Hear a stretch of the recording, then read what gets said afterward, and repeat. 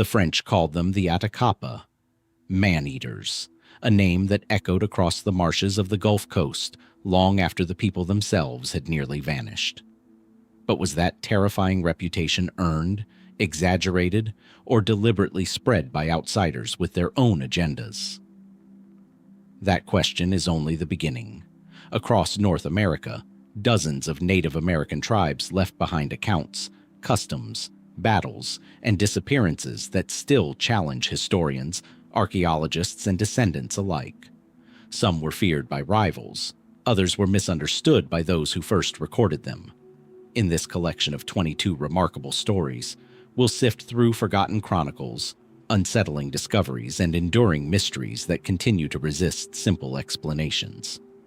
Our first stop lies deep in the Gulf Coast wetlands, where the legend of the Atakapa still casts a long shadow.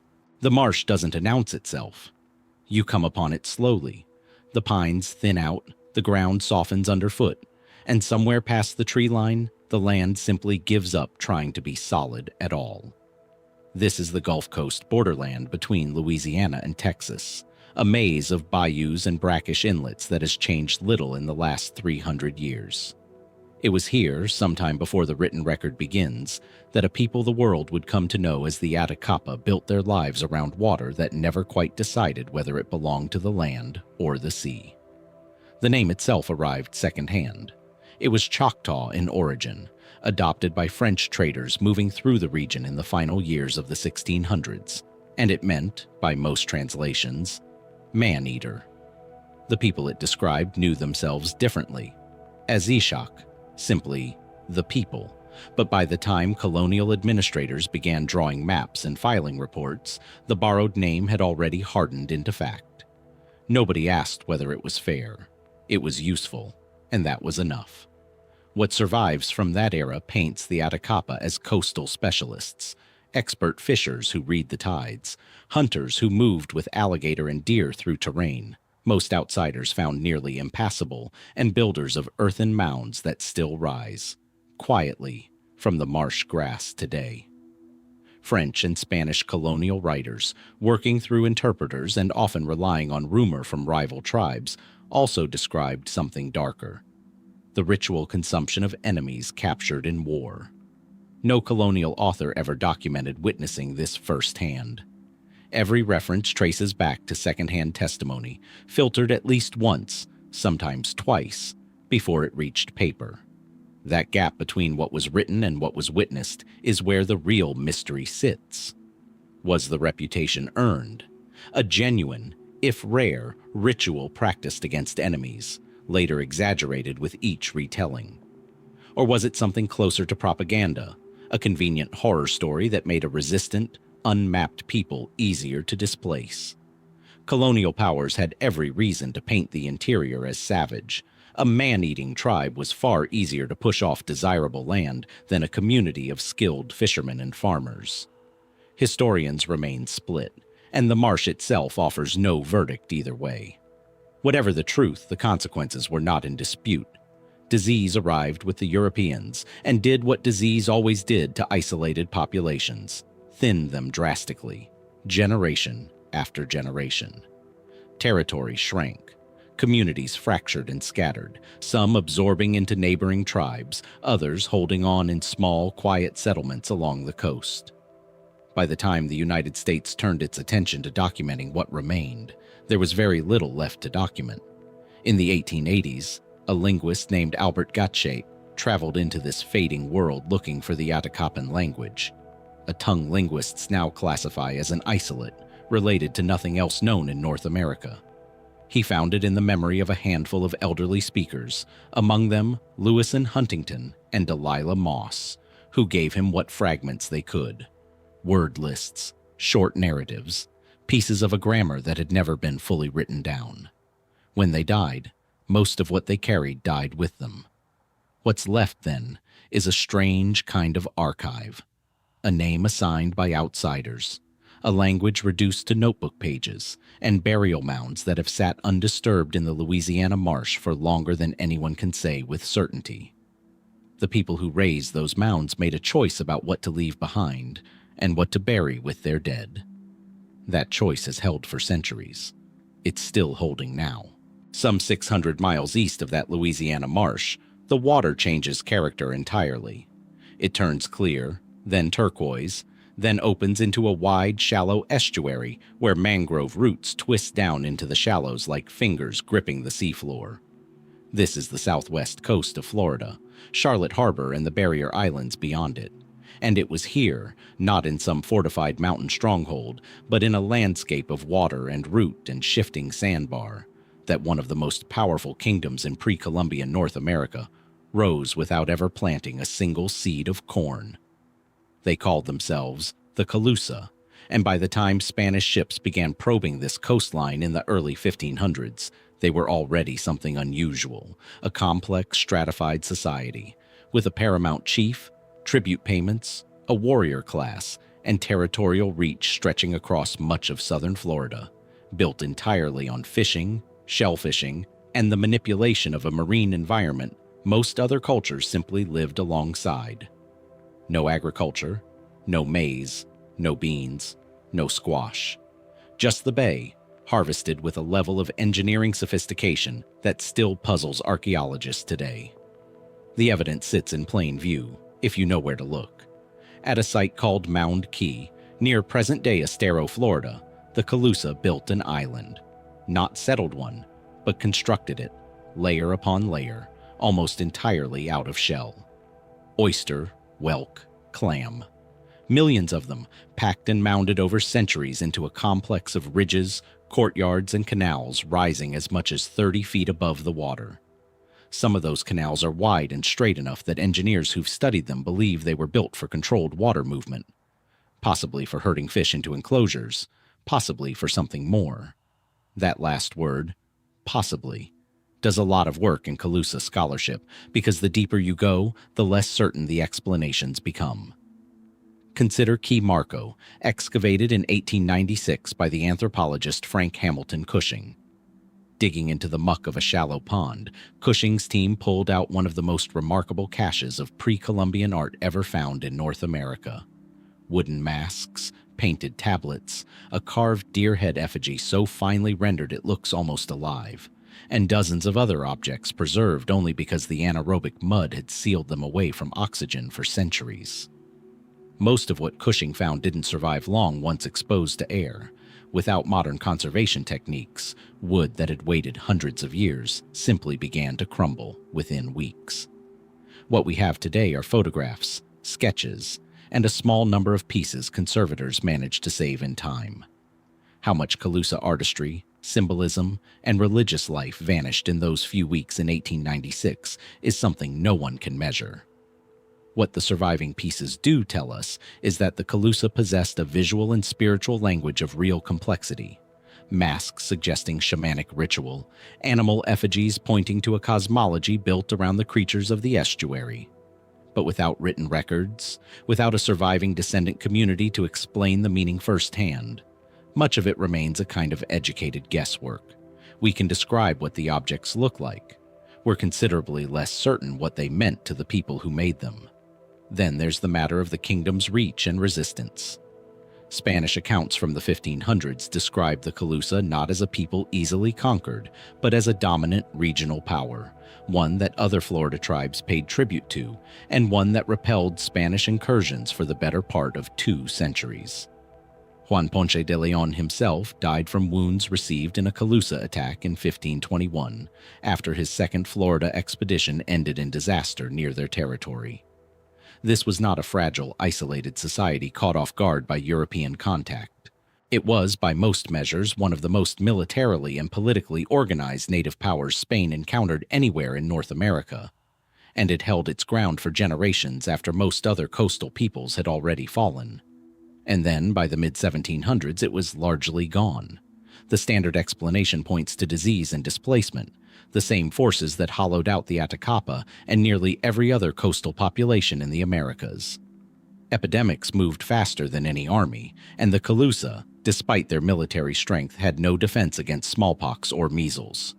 Raids by other tribes, armed and encouraged by British colonists to the north, added further pressure. By some accounts, the last organized groups of Calusa migrated to Cuba alongside retreating Spanish colonists in the 1760s, their kingdom dissolving not in a single battle, but in a slow unraveling that left almost no written record of its final years. But some archaeologists and historians have pushed back against how tidy that narrative sounds. If the Calusa were sophisticated enough to engineer shell islands and canal systems on the scale found at Mound Key, why does so little survive to explain how their political system actually functioned? How a paramount chief maintained authority over dozens of subordinate villages without the written bureaucracy, permanent stone monuments, or agricultural surplus that supported comparable kingdoms elsewhere in the world? Some researchers argue we're simply missing the record, lost to hurricanes, rising seas, and 4 centuries of coastal development. Others suggest we don't yet fully understand what power and governance looked like in a maritime society built around abundance rather than scarcity, that the Calusa may have operated by rules so different from agricultural civilizations that we're still translating them incorrectly, even now. Modern excavations continue at Mound Key and along the barrier islands, and every so often the mud gives something else back.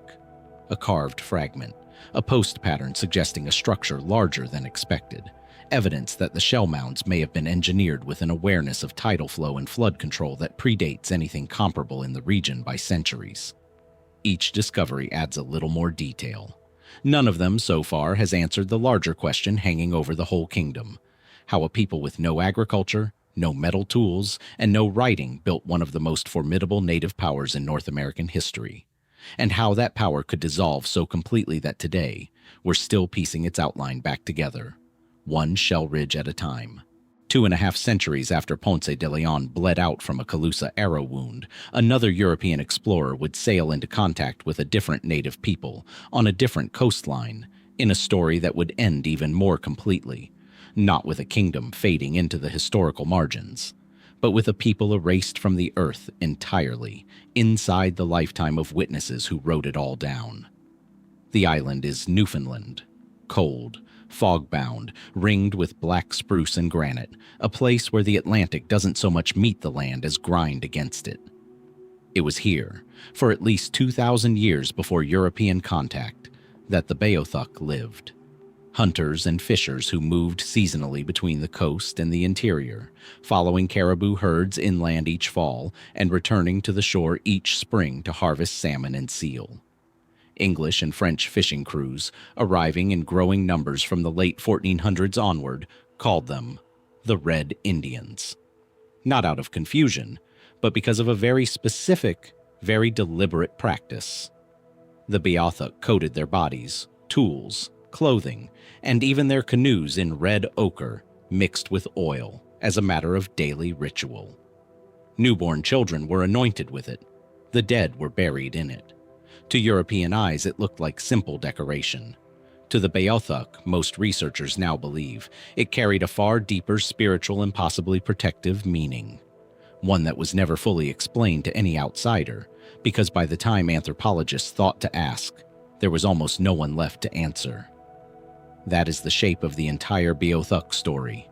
A culture observed constantly, understood barely, and extinguished almost entirely before it could explain itself. Unlike the Calusa, the Beothuk never built a kingdom, never fielded an army, never forced a colonial power to record them as a serious military threat. Their strategy toward the growing European presence was, for the most part, avoidance. As fishing stations multiplied along the coast through the 1600s and 1700s, the Beothuk simply withdrew inland, further and further from the shorelines that had sustained them for 2 millennia. Shorelines increasingly occupied by English settlers and contested by other indigenous groups such as the Mi'kmaq, who had firearms and closer trading relationships with Europeans that the Beothuk mostly lacked. Cut off from the coastal resources they depended on, pushed into the harsher interior, the Beothuk population entered a decline that, unlike so many colonial-era collapses, is almost unnervingly well documented, year by year, name by name. By the early 1800s, colonial authorities in Newfoundland, alarmed at reports that the Beothuk might be approaching extinction, began actively trying to make peaceful contact, in part for reasons of conscience and in part out of simple curiosity about a people who had, for 3 centuries, avoided nearly all sustained interaction with Europeans. The attempts were, almost without exception, disastrous. In 1803, an expedition brought back a Beothuk woman who died in captivity within weeks. In 1819, a British-led party seeking peaceful contact ended in violence. A Beothuk man was shot dead, and a woman named Damastuit was captured, separated from her husband and infant child, both of whom died in the encounter's aftermath. Damastuit lived among the English for roughly a year, during which she was observed, sketched, and questioned, before dying of tuberculosis on a voyage meant to finally return her to her people. Her niece, a young woman named Shanodithit, would become the final documented living link to the Beothuk. Captured, or by some accounts having surrendered herself out of starvation. In 1823, Shanodithit spent her final years in St. John's, where she worked in the household of a colonial official, and crucially, in the final months before her death from tuberculosis in 1829, sat for extended interviews with the amateur ethnologist William Cormack. What Shanodithit gave him is, in many ways, the entire surviving record of Beothuk cosmology, geography, and recent history. Drawings of Beothuk camps, maps of the interior, sketches of ceremonies and mourning practices, an account of her people's final, desperate winters. And then, in June 1829, she died, and with her, as far as any historian has ever been able to confirm, died the last fluent knowledge of an entire way of life. Was Shanodithit truly the last Beothuk? Colonial records treated her death as the closing of the story, and for over a century, textbooks repeated it as fact. A full people, gone on a single afternoon in St. John's. But oral histories among the Mi'kmaq and other Newfoundland and Labrador indigenous communities tell a more complicated story. Accounts of individual Beothuk who were absorbed into neighboring communities before the population's final collapse, of intermarriage and survival that never made it into any English colonial ledger. Genetic and genealogical researchers have spent decades chasing these threads, and while no definitive unbroken Beothuk lineage has ever been proven to modern satisfaction, the question of whether the culture was truly annihilated or simply dissolved into other communities and stopped being counted remains genuinely open. What we're left with, in the end, is Shanodithit's own hand, her sketches, preserved in Cormack's papers, showing mamatiques and mourning rituals and red-stained tools from a world that no living voice can fully translate anymore. We know the Beothuk covered themselves in ochre. We don't fully know why. We know their population fell from perhaps 1,000 or more to a single recorded woman in barely 2 centuries. We don't fully know how many simply walked away into other lives, uncounted, before the ledger closed. The historical record insists the story ended in 1829. The land itself and the communities who still live beside it have never been quite so certain. Red ochre stained Beothuk skin, Beothuk tools, Beothuk canoes, a pigment mixed with oil and worn as both decoration and perhaps protection. 1,300 miles to the southwest, along the barrier islands and lagoons of the Texas Gulf Coast, another people also coated their bodies before battle, though with a different substance entirely. Alligator grease, mixed with dirt, smeared thick across bare skin as both insect repellent and, by several colonial accounts, deliberate psychological weapon. The smell alone, witnesses claimed, could be detected before the warriors themselves came into view. These were the Karankawa, a loose confederation of bands who occupied the coastal strip between Galveston Bay and Corpus Christi from at least the 1500s onward, though archaeological evidence along these shores stretches back thousands of years earlier. Tall by contemporary European standards, Spanish and French accounts consistently describe the men as unusually large, some reportedly reaching well over 6 feet. The Karankawa moved seasonally between barrier islands in summer and the mainland interior in winter. traveling the shallow bays in dugout canoes and subsisting on fish, shellfish, and game. Like the Calusa to the east, they built no agricultural economy. Unlike the Calusa, they left almost no monumental architecture behind, no shell islands, no engineered canals. What they left instead was a reputation so fearsome it would outlive nearly every other detail of their actual history. The word most often attached to the Karankawa, then and now, is cannibal.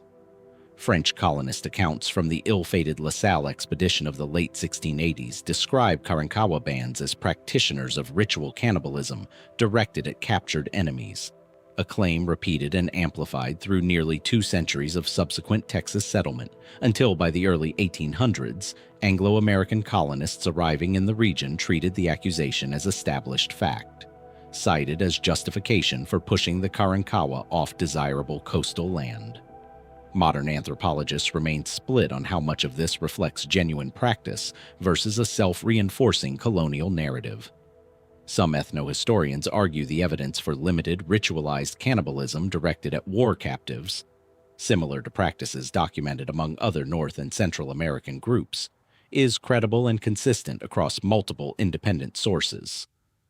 Others note that nearly identical accusations were leveled against dozens of indigenous groups across the Americas by colonizers seeking moral cover for displacement and violence, and that the Karankawa, without a written language of their own to contest the record, had no way to push back. What is not in dispute is what happened to John Lafitte's pirate colony at Galveston Island in 1819. A rare instance where the violence ran in both directions, and both sides left behind independent accounts. Karankawa bands, angered by encroachment on traditional territory, attacked Lafitte's settlement. Lafitte's men, armed with cannon, retaliated with overwhelming force, reportedly killing dozens of Karankawa in a single engagement. It's one of the few Karankawa conflicts we can reconstruct from more than a single, colonially biased source. And even here, casualty figures vary wildly depending on which account you trust. Then there is the matter of the tattoos. Multiple Spanish and French sources, spanning more than a century of separate contact, describe the Karankawa as extensively tattooed and pierced, faces marked with intricate designs, lips and nipples pierced with pieces of cane or bone. Cabeza de Vaca, the Spanish explorer shipwrecked among coastal Texas tribes in 1528, left one of the earliest surviving European descriptions of the region's indigenous peoples, describing body modification practices in some detail, though scholars continue to debate exactly which groups he encountered and how directly his account maps onto the Karankawa specifically, since tribal boundaries and names shifted considerably across the nearly 3 centuries separating his voyage from later, more clearly documented contact. What the markings meant, status, spiritual protection, clan identity, something else entirely, was never recorded by the people who wore them, only sketched and puzzled over by those who didn't understand them. The end came, as it so often did, through a combination of disease, warfare, and sustained displacement, rather than any single dramatic event. Spanish missions established in the 1700s attempted, with limited success, to settle Karankawa bands. Smallpox and other epidemics moved through coastal populations with the same brutal efficiency they showed everywhere else in the Americas. Anglo-American colonization in the 1820s and 1830s, following Texas independence, accelerated the collapse. Armed conflict with settlers, organized militia campaigns explicitly aimed at driving Karankawa bands from the coast, and continuous loss of the fishing and hunting grounds the culture depended on. By most historical accounts, the last organized Karankawa bands had effectively dispersed or been killed by the 1850s, with some individuals reportedly surviving into the 1860s along the Texas-Mexico border before the historical trail goes cold entirely. Goes cold, but does it end? As with the Beothuk, the question of absolute extinction versus quiet absorption into other communities remains genuinely unresolved. Some Texas families and Mexican border communities carry oral traditions of Karankawa ancestry, though, As with so many coastal peoples erased primarily through second-hand colonial documentation, no definitive genealogical record exists to confirm or deny it. The language is gone, preserved only in a handful of word lists collected by 19th century amateurs. The tattoos, the grease, the meaning behind both, gone with the people who wore them. What remains is a reputation built almost entirely by observers who feared what they didn't understand, and a coastline that has long since stopped keeping the difference between the two. Twice now this story has circled the same haunting question. What does it mean to be the last?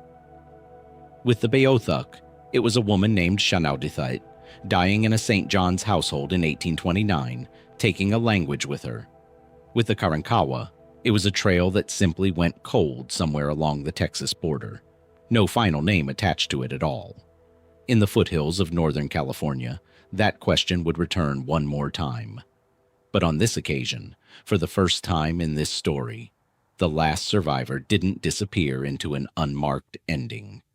He walked, voluntarily, out of the wilderness and into the full glare of the modern world, and the world watched it happen.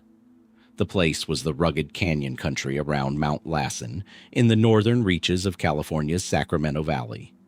A landscape of steep volcanic ridges, oak woodland, and deep defensible canyons cut by Mill Creek and Deer Creek. It was here that the Yahi, a small subgroup of the larger Yana people, had lived for centuries, sustained by acorns, salmon, and deer, in a terrain so rugged it had long served as natural protection against outside incursion. That protection held, more or less, until the California Gold Rush of 1849 sent tens of thousands of settlers pouring into the region, and what followed was not a slow demographic decline of the kind that claimed the Beothuk and Karankawa, but something faster and more direct, a sustained campaign of massacre. Between the early 1850s and the mid-1860s, organized militias and vigilante groups, acting with the tacit or explicit approval of California state authorities, who at the time offered bounties for indigenous scalps, and in some documented cases, reimbursed militia expenses for anti-native campaigns, conducted a series of massacres against Yahi villages. Historians have documented several of these events by name. The Three Knolls Massacre of 1865, in which an estimated 30 to 40 Yahi were killed along Mill Creek, among the largest recorded killings of the campaign. By most scholarly estimates, the Yahi population, which may have numbered several hundred before the gold rush, was reduced to perhaps a dozen or fewer survivors within less than 2 decades. And then, for the better part of the next 4 decades, the Yahi simply vanished from the historical record, not because they were extinct, but because the handful who remained made a collective decision to disappear entirely. This is where the story turns genuinely strange. From roughly 1870 until 1908, this final remnant of the Yahi lived in complete concealment in the canyons around Deer Creek, moving carefully to avoid leaving tracks, covering their fires, abandoning even the light footpaths that might reveal their presence to settlers who by then assumed the tribe was gone. For nearly 40 years, an entire community lived deliberately invisible within a few miles of active ranches and towns, undetected. How does a group of people sustain total concealment for 4 decades, raising children, gathering food, surviving winters, without a single confirmed sighting reaching the outside world? The logistics alone remain a subject of genuine scholarly fascination. The concealment ended in August 1911, when a starving, exhausted man in his 50s was discovered near a slaughterhouse outside Oroville, California. The last surviving member of his people, alone, his mother, sister, and the rest of his small band having died in the preceding years. He was taken into custody and within days brought to the attention of anthropologists Alfred Kroeber and Thomas Waterman at the University of California. Because Yahi custom forbade speaking one's own name without another person of status to formally introduce them, a courtesy no longer possible since no other Yahi remained alive to perform it. He never revealed his true name to Kroeber or Waterman. They called him Ishi, simply the Yahi word for man. Ishi spent his final years living at the University of California's Museum of Anthropology in San Francisco, working with Kroeber and Waterman to document Yahi language, technology, and oral tradition in extraordinary detail. Flint knapping techniques, bow making, hunting calls, an entire vocabulary and worldview recorded directly from its last living practitioner in a way almost unprecedented in the historical record of indigenous California. He died of tuberculosis in 1916. Against his own stated wishes and Yahi burial custom, which called for cremation, his brain was removed during autopsy and controversially sent to the Smithsonian Institution, where it remained until 2000, when it was finally repatriated and reburied alongside his ashes. What makes Ishi's story different from Shanodithit's, from the Karankawa's silent disappearance, is the sheer volume of direct documentation. Hours of recorded language, detailed technical demonstrations, first-hand testimony from a man who had lived the culture he described rather than recalling it secondhand.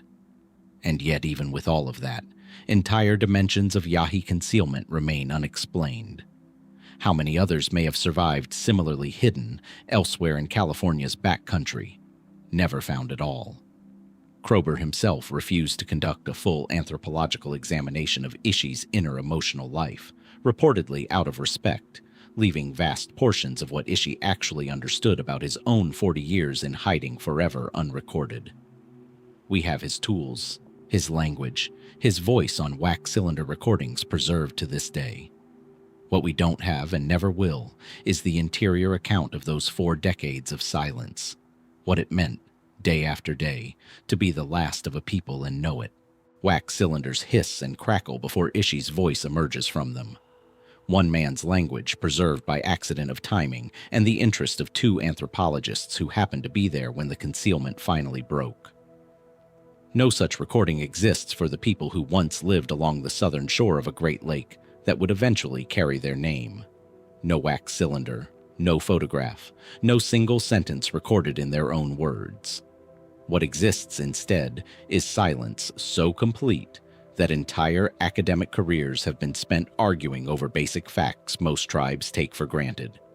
What they called themselves, what happened to them, and whether extinction is even the right word for what occurred. The lake itself sits between what is now Ohio, Pennsylvania, and New York, one of the 5 Great Lakes, its southern shoreline once home to a confederacy of Iroquoian-speaking villages that French missionaries and traders came to call the Erie, from Ariel Honan, a name recorded by the Jesuits and generally translated, though not without dispute, as Long Tail, possibly a reference to the eastern cougar once common in the region.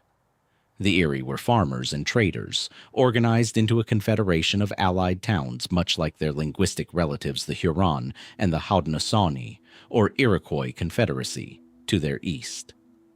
Archaeological surveys of the region have identified numerous substantial village sites, some fortified with palisades, suggesting a settled populous society engaged in the same maize agriculture and longhouse construction found throughout Iroquoian territory. Population estimates from the period, though notoriously unreliable, range as high as 14,000 or more at the Confederacy's height in the early 1600s. Then, between roughly 1654 and 1656, in the span of perhaps 2 to 3 years, the Erie Confederacy effectively ceased to exist as an organized political entity. What happened is where the certainty ends and the historical argument begins. The conventional account, drawn primarily from Jesuit missionary records, the Jesuit Relations, an extensive annual correspondence sent back to France documenting mission activity across New France, describes a brutal war between the Erie and the Haudenosaunee, part of the broader mid-17th century conflicts historians call the Beaver Wars, fought largely over control of fur trade territory and hunting grounds as European demand for beaver pelts intensified competition between rival indigenous nations. The Jesuit accounts describe Haudenosaunee forces, armed with Dutch firearms the Erie reportedly lacked in comparable numbers, launching a sustained campaign that culminated in the destruction of several major Erie towns. One account describes a siege in which as many as 2,000 Erie warriors and civilians were killed or captured in a single engagement. a staggering figure if accurate, though modern historians treat Jesuit casualty numbers from this period with considerable caution, since the missionaries were rarely eyewitnesses and often relied on second-hand reports from Haudenosaunee sources with their own reasons to exaggerate. Here is where the deeper mystery sits. Unlike most documented conflicts of the era, the Erie Confederacy's defeat wasn't followed by a slow, traceable decline of survivors scattering into the historical record, the way Karankawa or Yahi remnants can at least be partially followed. The Erie all but disappear from written history almost immediately after their defeat. Haudenosaunee oral tradition and some colonial records indicate that a significant portion of the Erie population, particularly women and children, were not simply killed but formally adopted into Haudenosaunee nations, a well-documented practice among the Iroquois Confederacy, in which captured populations were absorbed to replace losses from disease and warfare, effectively continuing biologically and culturally within a different political identity. If this is accurate, the Erie were never annihilated in the way that word usually implies. They were, in a real sense, absorbed, dissolved into the very confederacy that had defeated them, their bloodlines continuing for generations inside communities that no longer called themselves Erie at all. But how many? Historians have never been able to establish reliable numbers for how much of the Erie population survived through adoption versus how many were killed outright, versus how many may have fled westward, merging with other Great Lakes nations displaced by the same wave of Beaver Wars violence rippling across the region through the 1650s and 1660s.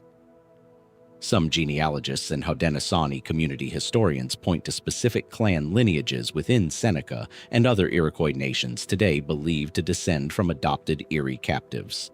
Though, as with so many of the absorbed populations in this story, definitive documentary proof from the period simply doesn't exist. The written record was kept almost entirely by outsiders, French missionaries with their own theological and political agendas, and Haudenosaunee oral historians whose accounts, however credible, weren't written down in anything resembling their original form until generations later. What remains, physically, is scattered.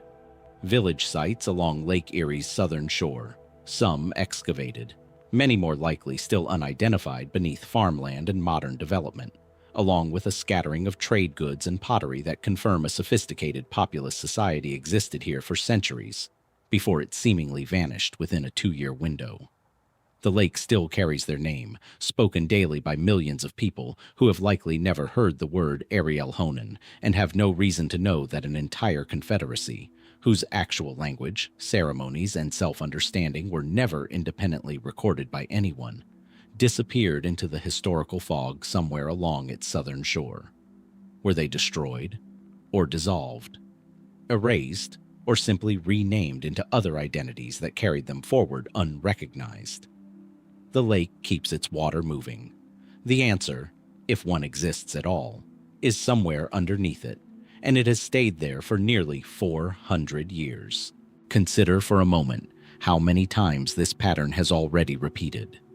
A people reduced to a name assigned by someone else, a language that outlived its last speakers by mere decades, or not at all, a population that either vanished outright or dissolved so completely into other communities that historians still argue over which.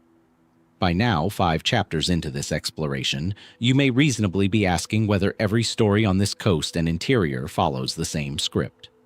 The Tonkawa suggests otherwise, not because their ending was any less severe, but because of one specific chilling detail that sets their reputation apart from every tribe examined so far, and because unlike the Erie, whose language vanished without a trace, the Tonkawa tongue survived just long enough for linguists to discover something almost nobody expected. It belonged to no other language family on the continent. The Tonkawa homeland stretched across the central Texas plains, a rolling expanse of blackland prairie and post-oak savanna, threaded by the Brazos and Colorado rivers, where herds of bison once moved in numbers difficult to comprehend today. Unlike the settled agricultural Erie or the maritime Calusa, the Tonkawa were, by the time sustained European contact began in the 1700s, primarily nomadic buffalo hunters, organized into small, mobile bands that ranged across a wide territory shared, contested, and fought over with neighboring Comanche, Apache, and later Anglo-American settlers, arriving in growing numbers through the 1820s and 1830s. What set the Tonkawa apart most starkly in the eyes of neighboring tribes and colonial observers alike was a documented, sustained practice of ritual cannibalism directed specifically at enemies killed in battle. Not the disputed second-hand accusation leveled against the Karankawa or Atakapa, but something described repeatedly across multiple independent sources, including testimony from other native nations who considered the practice so disturbing that it became a primary justification cited when neighboring tribes moved against the Tonkawa directly. The most infamous incident occurred in October 1862, during the chaos of the Civil War, when a coalition of Comanche, Kiowa, Caddo, Shawnee, and Delaware warriors attacked a Tonkawa settlement near the Wichita Agency in Indian Territory in what became known as the Tonkawa Massacre. Estimates vary, but somewhere between 130 and 300 Tonkawa men, women, and children were killed in a single coordinated assault, one of the deadliest single episodes of intertribal violence recorded in 19th century North America, and one that some historians argue was motivated at least in part by the Tonkawa's alleged practice of eating their enemies, a practice other Plains tribes viewed as a genuine spiritual transgression rather than simple brutality. Was the accusation accurate, or had the Tonkawa, like so many groups in this story, become a convenient scapegoat, blamed by rival tribes for practices exaggerated with each retelling until the accusation justified any level of violence against them? Here, the evidence tilts differently than in earlier chapters. Multiple 19th century ethnographers, including some who lived among or near the Tonkawa for extended periods, documented first-hand accounts from Tonkawa informants themselves describing ritual consumption of enemy warriors as a specific act of spiritual conquest. Consuming an enemy's courage, in effect, rather than simple sustenance or savagery. Whether this represents an accurate historical memory or a story shaped by decades of external pressure and repetition remains, even now, a subject of genuine academic disagreement. But the fact that some of the testimony came from Tonkawa descendants themselves, rather than exclusively from hostile outside observers, sets this case apart from nearly every other cannibalism accusation examined in this exploration. The 1862 massacre nearly ended the Tonkawa as a distinct people outright. The surviving remnant, reduced to perhaps a few hundred individuals, spent the following decades in a precarious existence, eventually relocating to a reservation near Fort Griffin, Texas, then finally to a small parcel of land in present-day Kay County, Oklahoma, where a federally recognized Tonkawa tribe still exists today. One of the few nations in this entire exploration that did not fully disappear, whose descendants can be found, named, and counted in the present tense, rather than reconstructed entirely from archival fragments. And yet the deeper mystery persists in the language itself. When linguists in the early 20th century finally undertook serious documentation of Tonkawa, working with the tribe's last fluent elders before the language passed out of daily use by mid-century, they discovered something unexpected. Tonkawa didn't fit into any recognized language family of North America. Not Comanche's Uto-Aztecan roots, not the Caddoan languages of neighboring farming peoples, not Athabascan, not anything else spoken across the surrounding plains.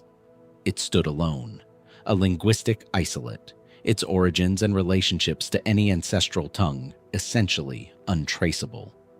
How does a language exist in complete isolation, surrounded for centuries by entirely unrelated tongues, with no surviving trace of whatever family it may once have belonged to? Linguists have theories: long-term isolation, an ancient split from a language family that vanished entirely elsewhere. But nothing approaching consensus. The Tonkawa endured what should have ended them, and in doing so, left behind a puzzle no one has fully solved. A language with no known relatives, a practice other tribes feared enough to nearly wipe them out over, and a present-day community that carries both forward, still asking, in some sense, where any of it actually came from. West of the Tonkawa's Blackland Prairie, where the land dries out and the grass gives way to creosote and yucca, the Texas plains fold into something harsher. The Trans-Pecos, the Rio Grande Valley, and beyond it, the Pueblos of New Mexico. It was across this arid, unforgiving corridor that a people called the Jumano built something none of the tribes examined so far ever attempted. Not a kingdom, not a confederacy, but a trade network stretching hundreds of miles, connecting worlds that otherwise had no reason to touch.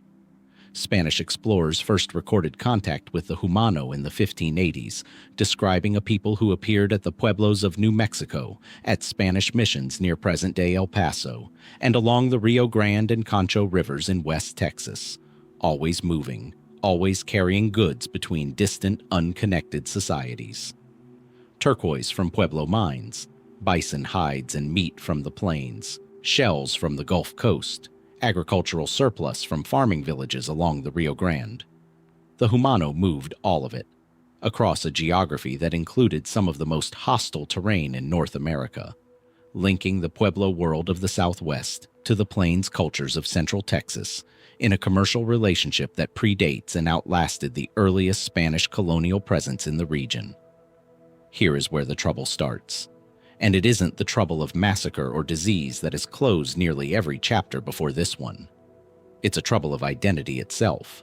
Spanish colonial records describe the Jumano inconsistently across more than a century of documentation, sometimes as settled farmers living in fixed rancherias along the Rio Grande, sometimes as nomadic plains traders indistinguishable in lifestyle from their plains neighbors, sometimes seemingly conflated with entirely separate groups who happen to share trade routes or territory.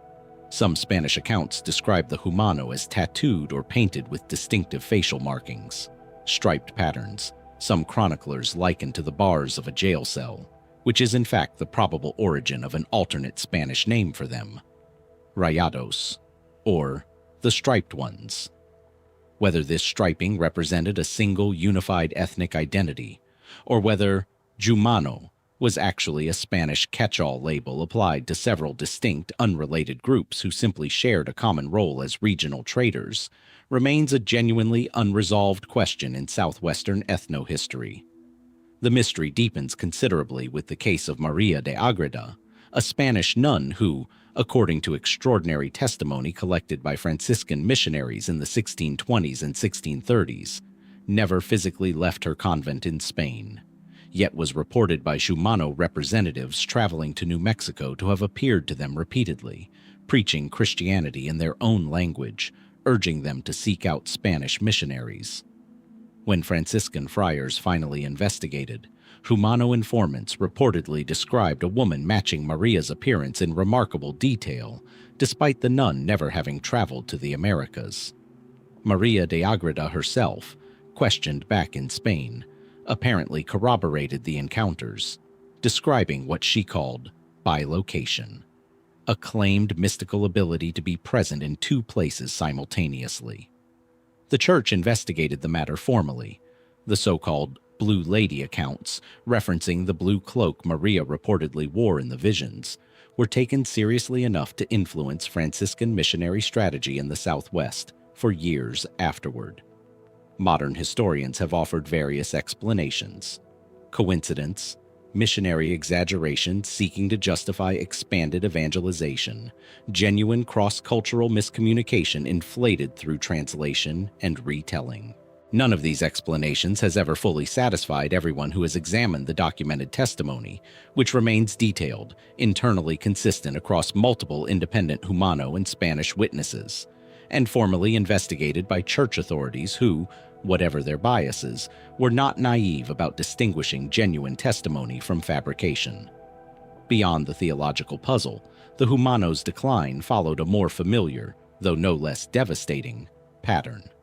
Sustained contact with Spanish colonizers brought disease, and the expanding presence of Apache bands moving into the region through the 1600s and 1700s displaced traditional Jumano trade routes and territory, gradually squeezing a people whose entire economic identity depended on safe passage across contested ground.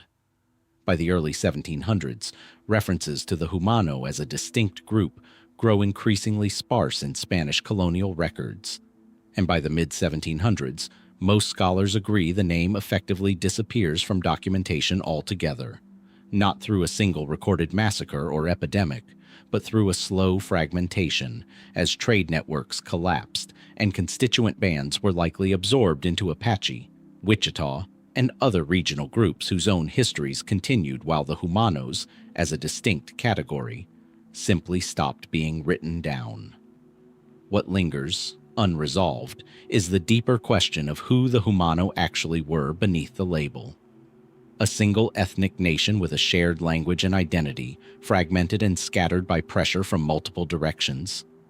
Or a fluid functional category, a trading role rather than a bloodline, adopted by different groups across different generations who simply filled the same economic niche along the same ancient routes?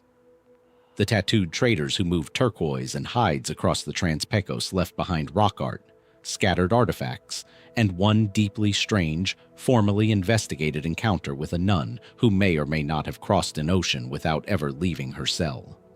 4 centuries later, no one has definitively settled which mystery is stranger: how a people vanished so completely from the written record, or how they were seen by their own testimony somewhere they should never have been able to reach at all. The same confederacy that dissolved the Erie into its own ranks along the shores of Lake Erie would, within a generation, turn its attention 400 miles east, toward the broad tidal river that empties into the Chesapeake Bay, and toward a people the Haudenosaunee would spend the better part of a century trying, and ultimately failing, to fully subdue by force, before accomplishing through disease and colonial politics what battle alone could not. The Susquehannock occupied the valley of the river that still carries their name today, stretching from central New York down through Pennsylvania and into Maryland, where the Susquehanna finally widens into the Chesapeake. Captain John Smith, mapping the bay in 1608 during his exploration of the Virginia colony's surrounding territory, left one of the earliest and most vivid European descriptions of any native people in the region, describing Susquehannock men as towering, powerfully built, and armed and dressed in a manner distinct from the Algonquian-speaking peoples Smith had encountered closer to Jamestown.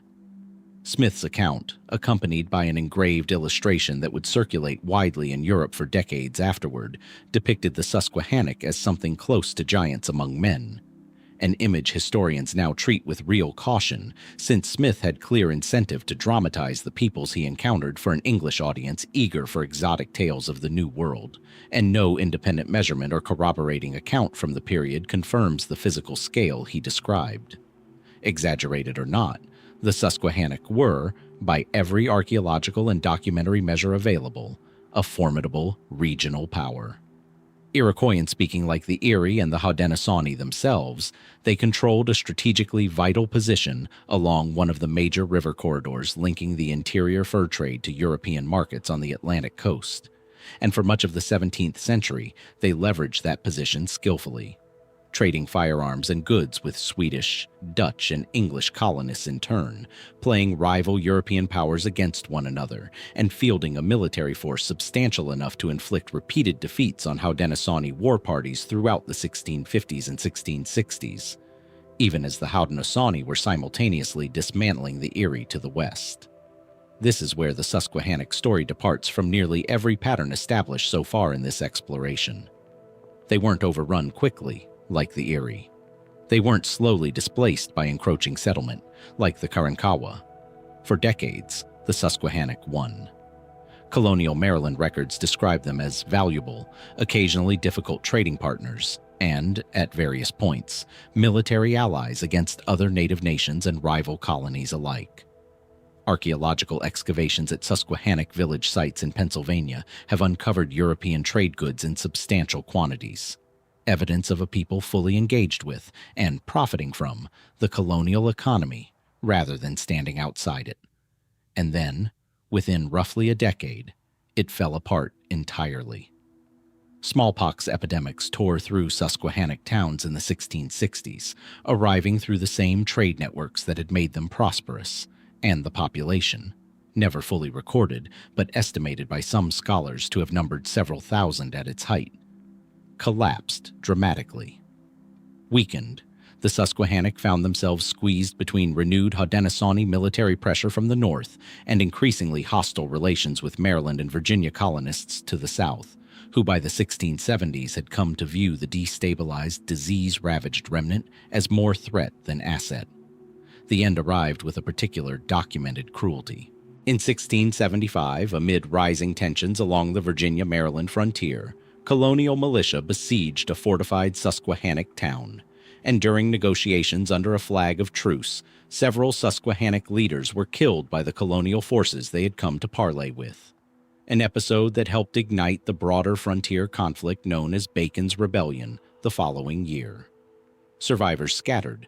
Some fled north and were absorbed into the Haudenosaunee Confederacy that had spent decades failing to defeat them militarily, becoming, like the Erie before them, incorporated into the very political structure that had once been their enemy. Others merged into the Conestoga, a remnant community that persisted in Pennsylvania into the 18th century, until an event that stands as one of the era's starkest illustrations of colonial violence. In December 1763, a vigilante group known as the Paxton Boys, in the aftermath of the French and Indian War, massacred the last handful of Conestoga individuals, by then reduced to about 20 people living under Pennsylvania's official protection, in 2 separate attacks, extinguishing what is generally regarded as the final organized remnant of the Susquehannock people. What remains unresolved even now is the question of scale. How large, how militarily formidable, how genuinely giant this vanished power truly was, filtered as our entire understanding is through a single early self-interested European account and the archaeological fragments left in the ground afterward. Smith's illustrations still circulate in history books, still shape the popular image of the Susquehannock as towering warriors, and no one can say with real confidence how much of that image reflects the people themselves and how much reflects what an English captain needed his readers back home to believe. The river still carries their name past Harrisburg and Lancaster, through the same valley they once controlled by force and diplomacy alike, and somewhere beneath that water, the actual scale of what was lost in 1675 and 1763 remains exactly as uncertain as it was 350 years ago. An English captain's illustration shaped 2 centuries of imagination about the Susquehannock.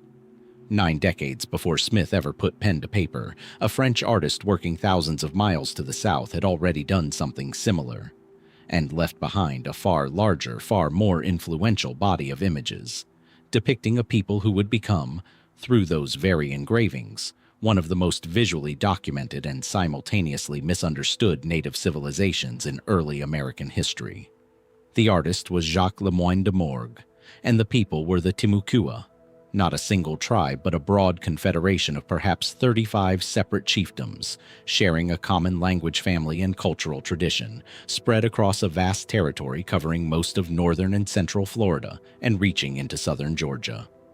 When French Huguenot colonists established Fort Caroline near present-day Jacksonville in 1564, Lemoyne accompanied the expedition as its official artist, and over roughly a year of contact before Spanish forces destroyed the settlement, he produced detailed watercolor and drawn depictions of Timucua daily life, agriculture, warfare, religious ceremony, village construction, images that, though the originals were lost, survived through engravings made decades later by the Flemish publisher Theodore de Bry, who released them widely across Europe beginning in 1591. Those engravings became, for generations of European readers, essentially the definitive visual record of native North American life, reproduced, copied, and referenced constantly, shaping the continent's earliest visual imagination of indigenous America. And that is precisely where the trouble begins, because Lemoyne's original watercolors no longer exist. Every image historians study today passed through de Bry's engraving process, filtered through a Flemish workshop that had never set foot in Florida, adapting French sketches into a European visual vocabulary already saturated with classical and biblical iconography. Scholars have long noted that de Bry's Timucua warriors bear a suspicious resemblance, in posture and musculature, to figures out of Renaissance and classical sculpture, raising a question that has never been fully resolved. How much of what generations of readers understood as documented Timucua reality was, in fact, European artistic convention dressed up as ethnography?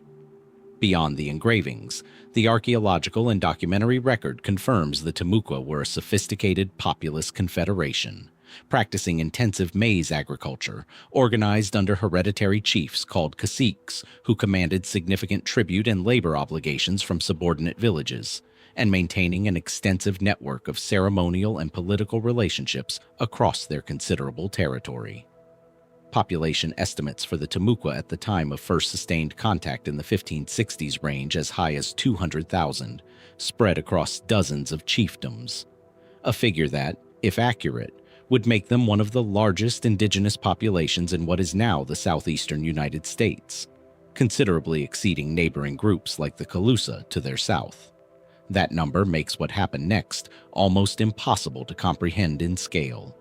Spanish missionaries established a network of missions across Timucua territory beginning in the late 1500s, and for roughly a century, the Timucua existed under sustained Spanish religious and administrative control. Converted in large numbers to Catholicism, incorporated into mission labor systems, their traditional political structures gradually subordinated to Spanish colonial authority. Disease, arriving repeatedly through generations of continuous contact, did what it did everywhere else in the Americas, but with a severity among the Timucua that stands out even against the grim baseline of the era. By the early 1700s, English colonial raids from Carolina, often using armed native allies, swept through Florida's mission system, burning settlements and capturing or killing thousands of mission-affiliated Timucua and other Florida indigenous peoples. Combined with disease losses that some scholars estimate reduced the population by over 90% across a century and a half of contact, the Timucua as a distinct, self-governing people had effectively ceased to exist by the mid-1700s. The last documented handful of Timucua-descended individuals are recorded relocating to Cuba alongside Spanish colonists in 1763, when Spain formally ceded Florida to Britain. A final, quiet emigration, closing out a population that may once have numbered in the hundreds of thousands. What makes the Timucua case genuinely unsettling isn't merely the scale of loss, staggering as it is, but the strange paradox at its center. They are simultaneously among the most visually documented and least understood native peoples of the colonial era. We have images, hundreds of them, reproduced for over 4 centuries. And almost no surviving fluent speakers, no continuous oral tradition, no direct descendant community carrying Timucua identity forward the way Yahi or Tonkawa descendants exist today. Linguists have reconstructed fragments of the Timucua language from mission-era religious texts, but it remains, like Tonkawa and Atakapa before it, a puzzle with no confirmed relatives, its origins essentially untraceable. Somewhere between Lemoyne's lost original watercolors and Debray's Europeanized engravings, somewhere between 200,000 people and a final handful boarding ships for Cuba in 1763, an entire civilization's actual self-understanding slipped through the gap separating what was seen from what was recorded. And 4.5 centuries later, no one has found a reliable way to close it. A century before Lemoyne ever sailed for Florida, and while the Susquehannock and Erie were still generations away from the wars that would erase them from independent existence, another Iroquoian-speaking people occupied a stretch of territory along the northern shore of Lake Erie and the Niagara Peninsula. A nation so deliberately positioned between 2 warring worlds that European observers gave them a name describing not what they called themselves, but the single political fact that defined their entire existence. The French called them the Neutral Nation, or Nation Neutre, a label first applied by explorer Samuel de Champlain in the early 1600s, and later elaborated on by Jesuit missionaries who spent extended time among them in the 1620s and 1640s. The name referred to their remarkable diplomatic position, situated geographically between the Huron Confederacy to the north and the Haudenosaunee Confederacy to the south and east, 2 Iroquoian powers locked in escalating conflict throughout the early 17th century. The neutral maintained trading and diplomatic relationships with both sides simultaneously, refusing to formally ally with either against the other. Jesuit missionary accounts, particularly the detailed observations left by Father Jean de Brebeuf, who traveled through neutral territory in 1640-41, describe a populous, well-organized confederacy of numerous villages, Estimates from period sources range as high as 40 villages, and a population possibly exceeding 20,000 engaged in extensive maize agriculture, and notably in a specialized regional trade nearly unique among their neighbors: the mining, working, and distribution of flint. The Neutral controlled some of the richest flint deposits in the entire Great Lakes region, particularly around the Niagara Escarpment, and archaeological evidence confirms they operated what amounted to a specialized production and export economy built around it, quarrying flint, knapping it into blades, tools, and ceremonial pieces, and trading the finished goods across a wide network reaching into both Huron and Haudenosaunee territory. In an era when access to quality toolstone carried real strategic and economic value, the Neutral had, in effect, built their sustained independence on a resource both of their rival neighbors needed and were willing to trade peacefully to obtain, even while making war on each other over nearly everything else. That neutrality, sustained for decades through careful diplomacy and economic leverage, makes what happened next feel almost like a contradiction the historical record has never fully resolved. Brebeuf's own account, along with other Jesuit observations from the period, describes the Neutral not as passive intermediaries, but as fierce warriors in their own right, engaged in sustained, brutal conflict with a different regional rival, a Siouan-speaking people called the Mascouten, or Fire Nation, located to the west, whom the Neutral raided extensively, reportedly killing or capturing hundreds of prisoners in campaigns Jesuit sources describe in some detail. So the Neutral name, as applied by the French, was never accurate in any absolute sense. This was a nation practicing calculated neutrality toward two specific powerful neighbors, while simultaneously waging war against others entirely outside that particular political triangle, a nuance largely lost in the simplified label history has carried forward for 4 centuries. Then, within a shockingly compressed window between 1647 and 1651, the same catastrophe that had already begun consuming the Huron to the north swept south and finished the Neutral entirely. The Haudenosaunee, having spent the 1640s acquiring Dutch firearms in numbers their Huron and Neutral rivals couldn't match, and having already dealt the Huron Confederacy a series of devastating defeats beginning in 1648 and 1649, turned their expanded military campaign against the Neutral almost immediately afterward. Jesuit records from the period, already growing sparse as missionaries themselves fled the collapsing region, describe Haudenosaunee forces overrunning Neutral towns in rapid succession through 1650 and 1651, a campaign so swift and so thoroughly documented in its outcome, if not its details, that the entire Neutral Confederacy, a population that had numbered in the tens of thousands only a decade earlier, effectively ceased to exist as an independent political entity within roughly 2 years. The survivors followed a now familiar pattern from earlier in this exploration. Many were killed outright, but a substantial number, particularly women and children, were formally adopted into the victorious Haudenosaunee nations, absorbed into Seneca and other Iroquois communities in a continuation of the same practice that had already dissolved Erie identity into the Confederacy just a few years earlier. Some Neutral refugees reportedly fled west and north, merging with other Great Lakes peoples displaced by the same wave of mid-century violence collectively known as the Beaver Wars. But unlike the Erie, whose absorption into Haudenosaunee communities has left at least some traceable genealogical and oral historical threads, the Neutral vanish from independent documentation with even less trace. No sustained Jesuit mission remained active in the region long enough to record what became of individual communities. No detailed contemporary account describes the final destruction of specific towns the way Brebeuf had once described their flourishing. The Confederacy that had positioned itself so carefully between two warring giants was consumed by both, in sequence, within a span of years too short for anyone present to fully document. What lingers, unresolved, is a question that echoes uncomfortably against everything examined so far in this exploration.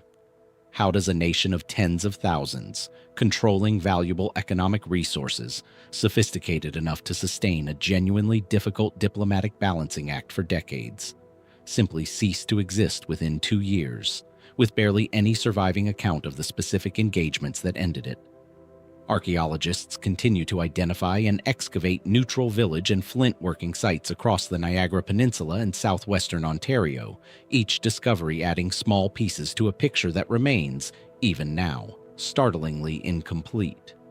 The flint the neutral once mined and traded across two rival confederacies still lies in the ground beneath farmland and suburban development, waiting, as so much of this continent's earliest history still does, for someone to notice it was ever there at all. Flint is buried beneath Ontario farmland, waiting to be noticed. Somewhere in the southern Appalachians, a different kind of trace waits in the same way. Not a resource this time, but a name, scattered across 4 separate Spanish and English colonial territories over the span of a century and a half, attached each time to a people so mobile, so militarily disruptive, and so thinly documented that historians still cannot agree on where they actually came from, or whether Chisca ever described one nation at all. The name first surfaces in 1540, in the chronicles of Hernando de Soto's expedition through the southeastern interior, which recorded encountering a people called the Chisca, somewhere in the mountainous country of what is now western North Carolina or eastern Tennessee. Accounts are frustratingly imprecise about exact location, a problem that will recur throughout the Chisca's documentary history. 20 years later, in 1567, a smaller Spanish expedition under Juan Pardo, seeking to establish a chain of forts through the interior southeast, sent a detachment toward Chisca territory specifically to punish them for hostility toward a neighboring allied group. And the resulting engagement, described only briefly in surviving Spanish records, reportedly ended with the deaths of over 1,000 Chisca warriors, a staggering figure for a single documented encounter that, if accurate, suggests a population and military capacity considerably larger than the fragmentary sources otherwise indicate. Then the name goes quiet for decades, only to resurface hundreds of miles away and in an entirely different context. Spanish mission records from Florida in the early 1600s describe Chisca raiders attacking Timucua and Apalachee mission communities. The same mission network already examined in this exploration, the one that would eventually collapse under English and disease pressure by the 1700s, striking from the north with enough force and frequency that Spanish colonial authorities treated them as a serious ongoing security threat, distinct from any of Florida's mission-affiliated peoples. By the mid-1600s, the name appears yet again, this time in accounts from English colonists in Virginia, describing conflicts with a people called the Rickahakan, a name some ethno-historians have argued may represent the same Chisca population under an entirely different label, now operating still further north and east than either the DeSoto or the Florida raiding accounts had placed them. This is where the central mystery of the Chisca comes into full focus. And it isn't a mystery of disappearance so much as a mystery of identity spread impossibly thin across geography and time. How does a single people appear in the Appalachian interior in 1540, launch mission raids in Florida by the early 1600s, and turn up in Virginia colonial records by mid-century, a span of territory covering hundreds of miles and multiple entirely distinct colonial administrations, each recording contact independently, often without apparent awareness that other colonial powers were recording the same name elsewhere? Some historians have proposed that the Chisca were never a single unified nation at all, but rather a highly mobile, possibly multi-ethnic confederation, or a shifting alliance of smaller groups that took on a common identity, or were labeled with a common identity by outsiders, specifically because of a shared role as raiders and itinerant traders operating along interior mountain corridors largely avoided by more settled agricultural peoples. Others argue for a genuine core population based somewhere in the southern Appalachians that fissioned over time under pressure from European contact and disease, sending offshoot bands migrating in multiple directions rather than remaining a single coherent territory-holding nation the way the Timucua or Susquehannock did. Linguistic evidence offers little help in resolving the question. No substantial Chisca vocabulary survives in the documentary record. No missionary word lists of the kind that preserved fragments of Timucua or Atakapan, no sustained ethnographic contact of the kind that gave Ishi's Yahi language its detailed 20th century documentation. Some scholars have tentatively linked the Chisca to Yuchi-speaking peoples, based on later geographic proximity and some contested linguistic correspondences, while others consider the connection unproven and possibly a retroactive assumption built to fill a gap the sources simply don't support. The truth is that we don't actually know what language the Chisca spoke, what they called themselves, or whether the various colonial powers recording contact with a people by that name across 3 widely separated regions were even describing the same population at all, rather than several unrelated groups that happen to share a name applied inconsistently by outside observers working in isolation from one another. What happened to them, in the end, follows the broader pattern this exploration keeps returning to, however incompletely documented in this particular case. Sustained pressure from European disease, the disruption of traditional territory and trade by expanding colonial settlement, and absorption, likely in fragments and over an extended period, into other regional peoples and confederacies whose own histories continued while the Chiscas, as a distinct category, simply stopped being recorded by the early 1700s. No single massacre closes their story the way Three Knolls closes the Yahis, or the Paxton Boys close the Susquehannocks. No single treaty or removal marks a clean endpoint. The name simply grows rarer across the surviving colonial record until it stops appearing altogether, leaving behind a scattering of brief, geographically incoherent references that 4 centuries of subsequent scholarship still hasn't managed to stitch into a single, confident narrative. Perhaps that incoherence is itself the most honest thing the historical record has left us. A reminder that not every vanished people left behind a village site to excavate, a language to reconstruct, or even a stable name to search for.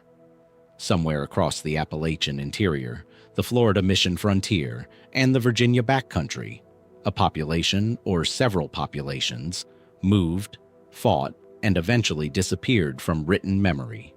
And the only trace connecting those 3 widely scattered accounts is a single word Spanish and English colonists both happened to write down, never quite certain themselves what or who it actually described.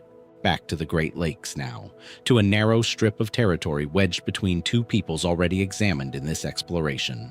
The neutral to the west, the Erie further along the same lakeshore, where a small, little-known nation would suffer a fate so swift and so nearly complete that most general histories of the region skip past them in a single sentence, if they mention them at all. The Wenro, or Wenrohunan as they were recorded in Jesuit sources, occupied territory along the Niagara frontier, roughly between the eastern end of Lake Erie and the western edge of the Genesee Valley in what is now western New York and northwestern Pennsylvania. A position squeezed directly between the much larger Neutral Confederacy to their west and the easternmost Haudenosaunee nations, particularly the Seneca, to their east. Iroquoian speaking like nearly every neighboring nation in this stretch of the story, the Wenro were, by most scholarly reconstructions, a comparatively small confederacy, likely numbering in the low thousands rather than the tens of thousands attributed to the Neutral or Susquehannock. A modest population occupying a narrow but strategically exposed corridor of land that offered little natural defense against ambitious neighbors on either side. What we know of the Wenro comes almost entirely from a single source: the Jesuit Relations, the same annual missionary correspondence that documented the Huron, the Neutral, and much of the broader Great Lakes contact period, and specifically from entries dated to 1638 and 1639, when Jesuit missionaries recorded a crisis already well underway. According to these accounts, the Wenro had, for some years prior, maintained an alliance with the Huron Confederacy to the north, a relationship that, combined with mounting pressure from the Haudenosaunee expanding westward, and apparently compounded by the withdrawal or weakening of neutral protection along their shared border, left the Wenro dangerously exposed by the late 1630s. The Jesuit sources describe the Wenro as living in fear of imminent attack, their situation deteriorating rapidly enough that in 1638, the majority of the surviving Wenro population made a drastic decision. Rather than wait for destruction, they abandoned their villages entirely and undertook a mass migration northward, seeking refuge among their Huron allies. The Jesuits, who documented Huron territory closely and were present when the Wenro refugees arrived, recorded the migration in some detail, describing a desperate, weakened population. Weakened not primarily by warfare at that point, but by disease, likely smallpox, or another European-introduced epidemic moving ahead of and alongside the political crisis, decimating the Wenro before a single Haudenosaunee war party had to fire a shot. Jesuit accounts describe the Huron receiving the refugees with genuine hospitality, distributing the surviving Wenro population across multiple Huron villages, effectively absorbing an entire allied nation within their own confederacy in a single documented episode, rather than the more gradual, piecemeal absorption processes that would later characterize how Haudenosaunee nations incorporated Erie and neutral survivors. Here is where the story becomes genuinely difficult to follow, because the Wenro's fate becomes entangled almost immediately with a catastrophe that would consume their Huron hosts as well.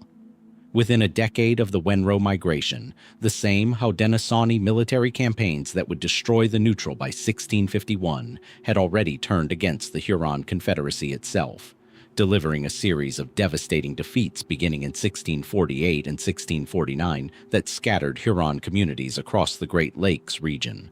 Some fleeing to Quebec under French protection, others migrating west and merging with other Great Lakes peoples, a small number eventually contributing to the ethnogenesis of the Wyandot nation that persists to this day.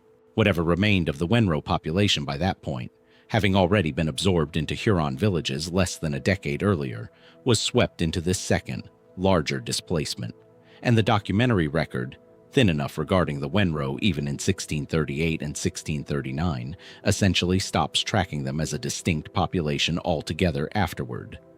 Did surviving Wenro descendants end up among the Huron refugees who fled to Quebec? Among those absorbed into the Haudenosaunee following the Huron collapse, joining, ironically, the very confederacy whose expansion had driven them from their homeland in the first place. Among the Western migrants who eventually became part of the Wyandot. The Jesuit sources, our only substantial window into this entire episode, simply go silent on the question, their attention consumed by the much larger Huron catastrophe unfolding around them. What makes the Wenro case distinct from nearly everything examined so far in this exploration isn't scale. By any measure, theirs was among the smallest populations in this entire account, but rather the almost total absence of any voice beyond the Jesuits' own.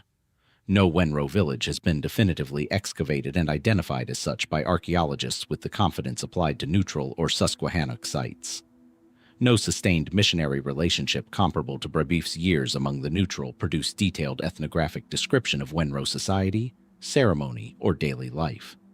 We have essentially a population identified by name, a crisis described in 2 years of correspondence, a migration, and then silence.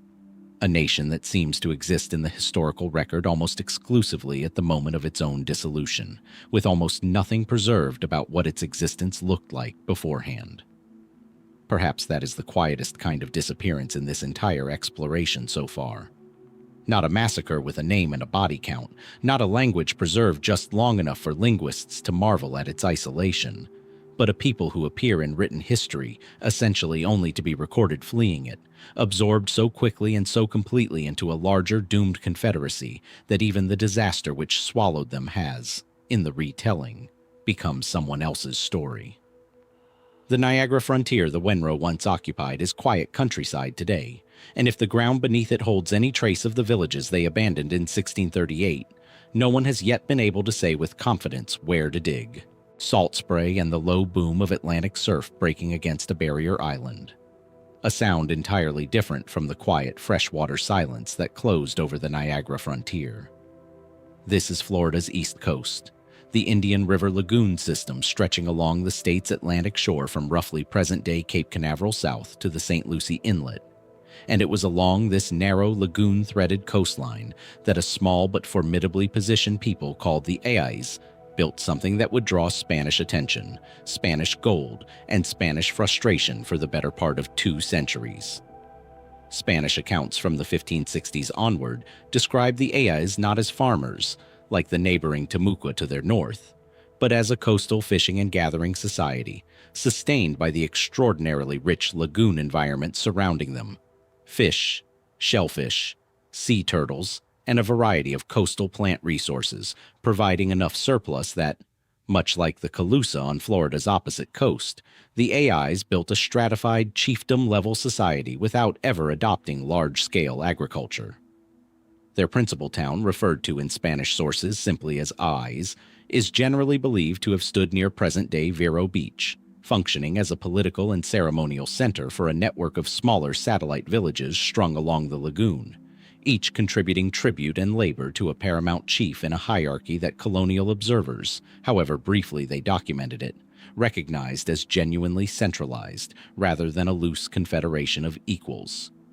And also like the Calusa, the Ais occupied a position of outsized regional importance for a reason that had nothing to do with population size and everything to do with geography. Their territory sat directly along the wreck-prone waters off Florida's Atlantic coast, precisely where the Gulf Stream current, combined with hurricane season and treacherous shoals, sent a steady stream of Spanish treasure ships to their doom. This is where the Ais story takes its strangest turn.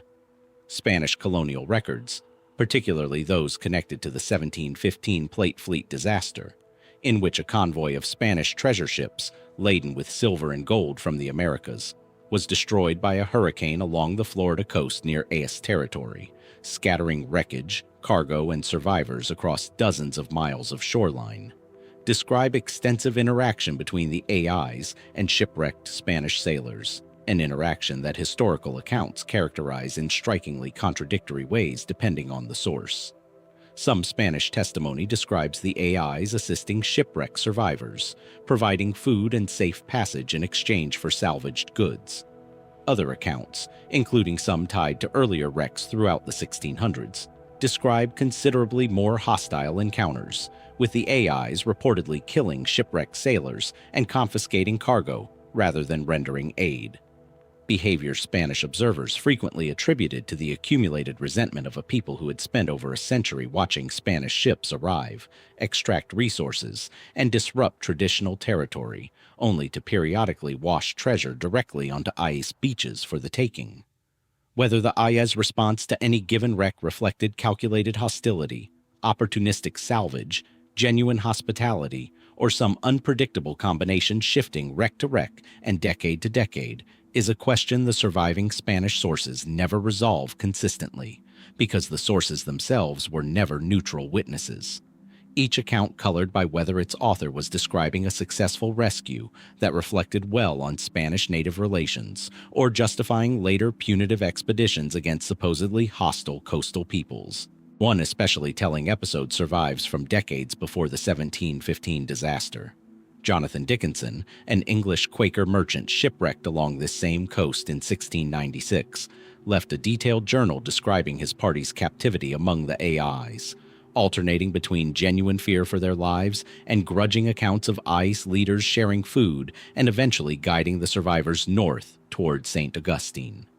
Dickinson's journal remains one of the only first-hand non-Spanish accounts of Ais society to survive in any detail, and even it is shaped entirely by the perspective of a frightened captive rather than an impartial observer, leaving historians to read carefully between its lines for anything resembling the Ais' own understanding of the encounter. What is verifiable is that the Ais accumulated, through decades of salvage both cooperative and violent, a substantial quantity of Spanish silver and gold, a detail confirmed by period accounts describing Spanish officials specifically negotiating with Ais leadership to recover treasure, and by archaeological finds of period Spanish coinage and artifacts recovered from Ais-associated sites along the Treasure Coast, a stretch of Florida shoreline whose modern name directly commemorates this very history. The Ais maintained their coastal position and relative independence from full Spanish administrative control for remarkably long, in part because the Spanish colonial presence in Florida remained thin and concentrated primarily around St. Augustine and the mission network further north and west. Precisely the mission network among the Timucua and Appalachia already examined in this exploration, the one that collapsed under English and disease pressure by the early 1700s. The Ais, positioned further south along a coastline less useful for missions than for shipwreck salvage, avoided the most intensive phases of the mission system. But they did not avoid what ultimately destroyed nearly every indigenous population examined so far: disease, moving through coastal trade and contact networks with the same relentless efficiency it showed everywhere else, combined with the same wave of English allied raids from Carolina that devastated the Timucua and Appalachia missions in the early 1700s, sweeping south along the coast and further reducing an already diminished AES population. By the 1740s and 1750s, Spanish records describing the AIs grow sparse to the point of near silence. And by 1763, when Spain formally ceded Florida to Britain, the pattern repeats one final time. The last documented Ais individuals, along with remnants of the Timucua and other Florida indigenous groups, are recorded departing for Cuba alongside evacuating Spanish colonists, closing out in the same single documented emigration the recorded history of a people who had spent nearly 2 centuries quietly enriching themselves off the wreckage of the empire that would ultimately outlast them. What remains genuinely unresolved is buried, quite literally, along that same coastline today. Treasure hunters and archaeologists continue to recover Spanish coinage from 1715 fleet wreck sites and associated shore locations throughout the Treasure Coast region, and every recovery raises the same unanswered question historians have never fully settled. How much of what the AIs gathered from those wrecks was violently seized? How much was traded peacefully? And how much still lies exactly where it was buried, hidden, or lost? Centuries ago, along a shoreline that has since been built over by condominiums and public beaches with no visible trace of the kingdom that once watched and waited for the sea to deliver its next fortune. 10,000 miles south of that Florida shoreline, past the equator, past the entire continent, the coastline finally runs out of land altogether, fraying into a labyrinth of fjords, glaciers, and wind-scoured channels at the very tip of South America. This is the Chilean Patagonian archipelago, one of the most inhospitable maritime environments on Earth, where the westerlies known locally as the Furious 50s drive constant rain and near-freezing temperatures across a landscape with almost no flat, arable ground anywhere in sight. And it was here, for at least 6,000 years, that a people called the Kawésqar built an entire way of life around a single, almost unimaginable strategy: staying warm and staying alive by living almost entirely on the water itself, nearly naked, in one of the coldest inhabited environments on the planet. European accounts of the Kawésqar begin with Ferdinand Magellan's expedition, which passed through the strait that now bears his name in 1520, and continued sporadically through subsequent centuries of European maritime exploration. Spanish, Dutch, and later British and Chilean expeditions all left fragmentary descriptions of a nomadic, canoe-based people who moved constantly through the channels and fjords of the archipelago, living in small family groups aboard bark canoes, subsisting on shellfish, seals, fish, and seabirds gathered along an endless, twisting coastline with almost no permanent settlements at all. What consistently astonished nearly every European observer, across 4 centuries of separate, unconnected accounts, was the apparent absence of substantial clothing. In a climate where European sailors wrapped themselves in layered wool and oilskin and still suffered from exposure, the Kawésqar were repeatedly documented moving through icy water and freezing rain wearing minimal animal skin coverings, sometimes described as little more than a small cape or nothing at all, warmed instead, according to most modern physiological explanations, by a combination of constant low-grade fires maintained even inside their canoes, a diet extremely high in marine fat, and, this is where the science becomes genuinely speculative, a possible degree of adapted cold tolerance developed over thousands of years of sustained exposure, a physiological question that has never been definitively resolved because so few Kawésqar individuals remain today to study, and because the traditional nomadic lifestyle that would have produced any such adaptation ended decisively generations ago. The fires themselves became so central to European perception of the region that they gave the entire archipelago its enduring name. When Magellan's expedition passed through in 1520, sailors observed numerous fires burning along the shoreline and aboard canoes in the distance, fires the Kawésqar and neighboring canoe peoples maintained constantly, even at sea, both for warmth and, some ethnographers have suggested, as signals passed between family groups spread across the channels. Magellan is traditionally credited with naming the region Tierra del Fuego, Land of Fire, directly because of this observation, a name that has endured for 5 centuries on maps used by people who, in the vast majority of cases, have no idea it describes a detail of Kawésqar and related people's daily survival technology, rather than any volcanic or geological feature of the landscape itself. Here is where the deeper mystery of the Kawésqar comes into focus, and it is less a single dramatic event than a slow, almost invisible erosion stretched across 4 centuries. Arguably the longest sustained period of contact without conquest examined anywhere in this exploration. Unlike the Timucua or Ais, subjected to concentrated Spanish mission systems within decades of contact, or the Erie and Neutral, destroyed within a handful of years by organized military campaigns. The Kawésqar's remote, resource-poor, and almost uninhabitable territory held minimal appeal for sustained European settlement for nearly 3.5 centuries after Magellan first sailed through. Sporadic contact continued, sealing and whaling ships passing through the channels from the 1700s onward, occasional missionary expeditions, naturalist voyages including Charles Darwin's famous 1830s passage aboard the Beagle, during which Darwin left written observations of Kawésqar and neighboring Yagan individuals that later, controversially, fed into some of the crudest racial hierarchies of Victorian anthropology. But no colonial power invested the resources in permanently occupying or administering Kawésqar territory the way Spain had invested in Florida or France in the Great Lakes. That relative isolation changed decisively only in the final decades of the 19th century, when Chilean and Argentine state expansion into Patagonia combined with a renewed wave of sealing, whaling, and eventually sheep ranching brought sustained contact, and, with it, the same catastrophic disease exposure that had devastated every indigenous population examined throughout this exploration. Measles, smallpox, and tuberculosis moving through a population with no prior exposure and no acquired immunity. Compounded, as in so many other cases, by violence, including documented instances of settlers and ranchers hunting Kawésqar and neighboring peoples, much as the Selknam of nearby Tierra del Fuego proper were hunted, sometimes for bounty, during the same era of Patagonian colonization.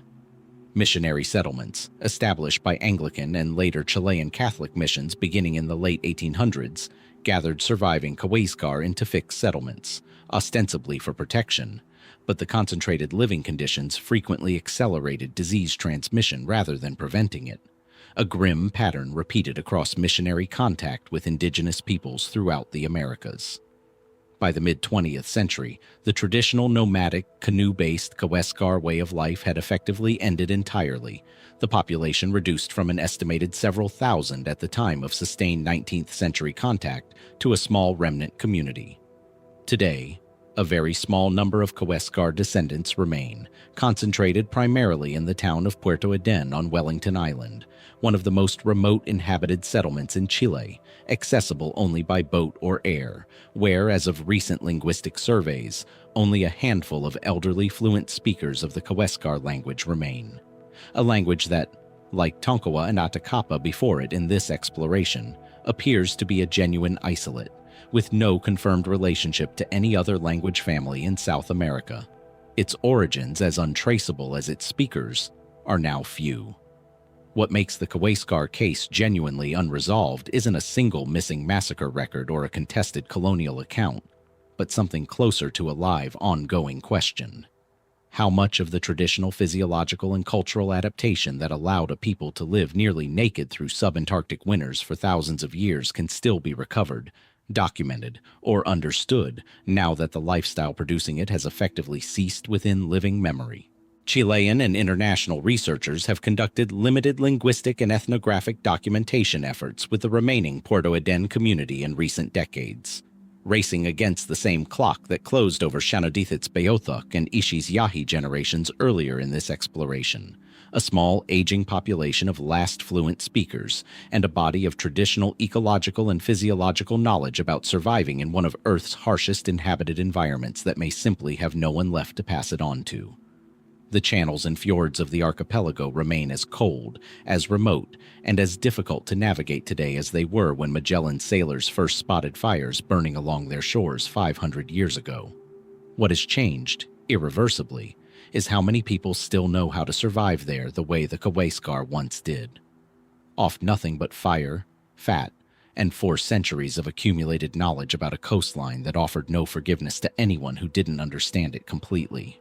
3.5 centuries before researchers began racing to record the last fluent Kawésqar speakers in remote Puerto Eden, an entirely different kind of documentation crisis was already unfolding in the forested interior of what is now West Virginia. Not a language dying out in front of trained ethnographers, but a people whose entire recorded existence rests on a handful of sentences written by English explorers who encountered them exactly once, and never definitively again.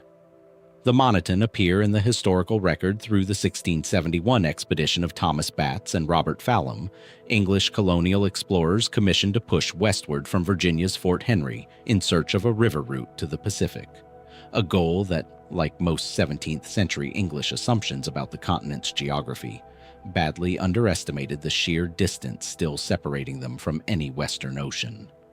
Traveling with a small party and guided in part by native intermediaries, Batts and Fallam crossed the Appalachian ridgelines and descended into the Kanawha River Valley, where their surviving journal describes reaching a village of a people they recorded as the Moneton, situated somewhere along the New River or Kanawha River drainage in present-day southern West Virginia.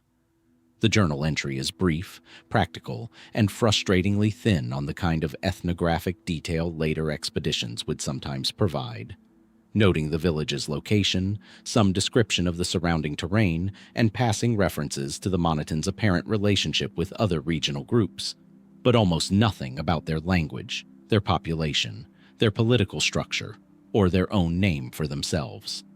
And then, for all practical purposes, that is nearly the entire documented European contact record for the Moneton as a distinct, named people. No sustained trading relationship developed, unlike the decades of documented commerce that shaped the historical record for the Susquehannock or the Ais. No missionary lived among them long enough to produce anything resembling Brebeuf's detailed neutral observations or the Jesuit relations' extensive Huron and Erie documentation. No later colonial administrator negotiated treaties substantial enough to generate the kind of paper trail that, however biased, at least confirms a population's continued existence, decade by decade. The Moneton appear in 1671, briefly, through a single expedition's journal, and then the historical record simply goes quiet, leaving nearly every subsequent question about them to speculation, inference, and archaeological guesswork rather than direct documentation. This absence has not stopped generations of historians and antiquarians from attempting to fill the gap, and the theories that have accumulated around the Moneton range from reasonably grounded to genuinely speculative. Some historians have proposed that Moneton may not describe a fully distinct ethnic nation at all, but rather represents an early, imprecisely recorded reference to Siouan-speaking peoples known to have occupied portions of the greater Ohio and Kanawha Valley region during the same period.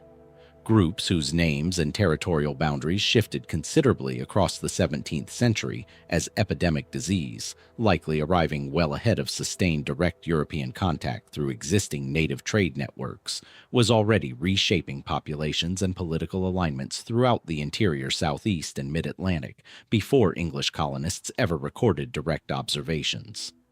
Under this reading, Batts and Fallam may simply have encountered one node of a larger, more complex regional population whose internal distinctions the two English explorers, on a brief expedition with limited interpretive capacity, had neither the time nor the linguistic tools to accurately capture or record.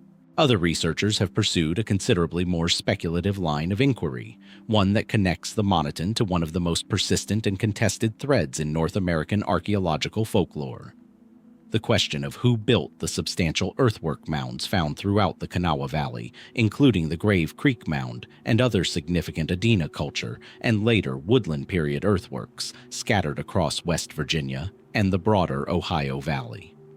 These mounds, built over centuries by cultures that predate any direct European contact by well over 1,000 years, have attracted persistent 19th and 20th century speculation, much of it now regarded by mainstream archaeology as unfounded, suggesting they couldn't possibly have been constructed by the ancestors of the region's historically documented native peoples. Speculation that at various points specifically named the Moneton, given their documented 1671 presence in the immediate Kanawha Valley region, as possible descendants or inheritors of whatever culture had built the earthworks centuries earlier. Mainstream archaeology has thoroughly established that the mound-building cultures of the Adena, Hopewell, and later Fort Ancient traditions were indeed the direct ancestors of the historically documented indigenous peoples of the Ohio Valley, including groups like the Moneton, and that no lost or separate civilization was responsible. But the persistence of the alternative theories itself says something revealing about how thin the documentary record for a people like the Moneton actually is. When almost nothing is written down, the gap becomes fertile ground for theories entirely disconnected from what little evidence does exist. What happened to the Moneton after 1671 is, in the most honest possible accounting, simply unknown in any documented specific sense. The broader pattern established throughout this exploration, epidemic disease moving ahead of and alongside sustained European contact, displacement pressure from expanding colonial settlement along the Virginia frontier through the late 1600s and early 1700s, and gradual absorption into larger regional confederacies and migrations reshaping the entire Ohio Valley and Appalachian interior during this period, almost certainly applies here as it did to the Chisca examined earlier in this exploration. Some historians have proposed possible connections between the Moneton and later documented Siouan-speaking peoples who migrated out of the region entirely by the early 18th century, relocating toward the Carolina Piedmont and eventually merging with the Catawba Nation, a documented confederacy that absorbed numerous smaller Siouan-speaking remnant populations displaced from Virginia and West Virginia during this turbulent period. But possible connection is, once again, the operative phrase, a plausible historical inference rather than a confirmed genealogical or documentary link, built from geographic proximity and linguistic classification rather than any direct evidence explicitly connecting the Moneton, by name, to any later documented population. What remains, in the end, is a village Thomas Batts and Robert Fallam happened to pass through on a single expedition in 1671, briefly described, never revisited by any documented English party, and never independently corroborated by any second, unrelated colonial source the way so many other peoples in this exploration, however tragically, at least received. Archaeological surveys throughout the Kanawha Valley continue to identify village sites and material culture from the appropriate time period, and it remains entirely possible that some of these sites represent the actual physical footprint of the community Batts and Fallam described, waiting for a definitive archaeological link that has not yet been established with full, scholarly confidence.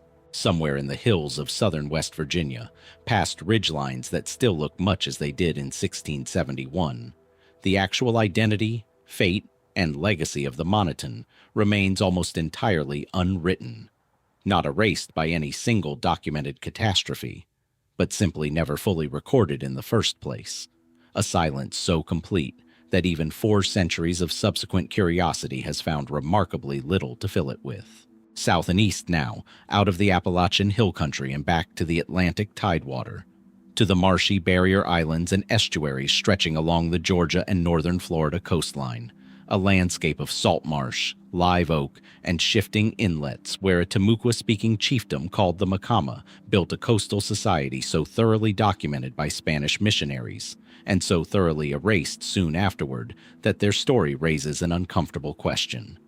This exploration keeps circling back to, what does it actually mean to be well documented, when nearly everyone doing the documenting had a vested institutional interest in reshaping what they described?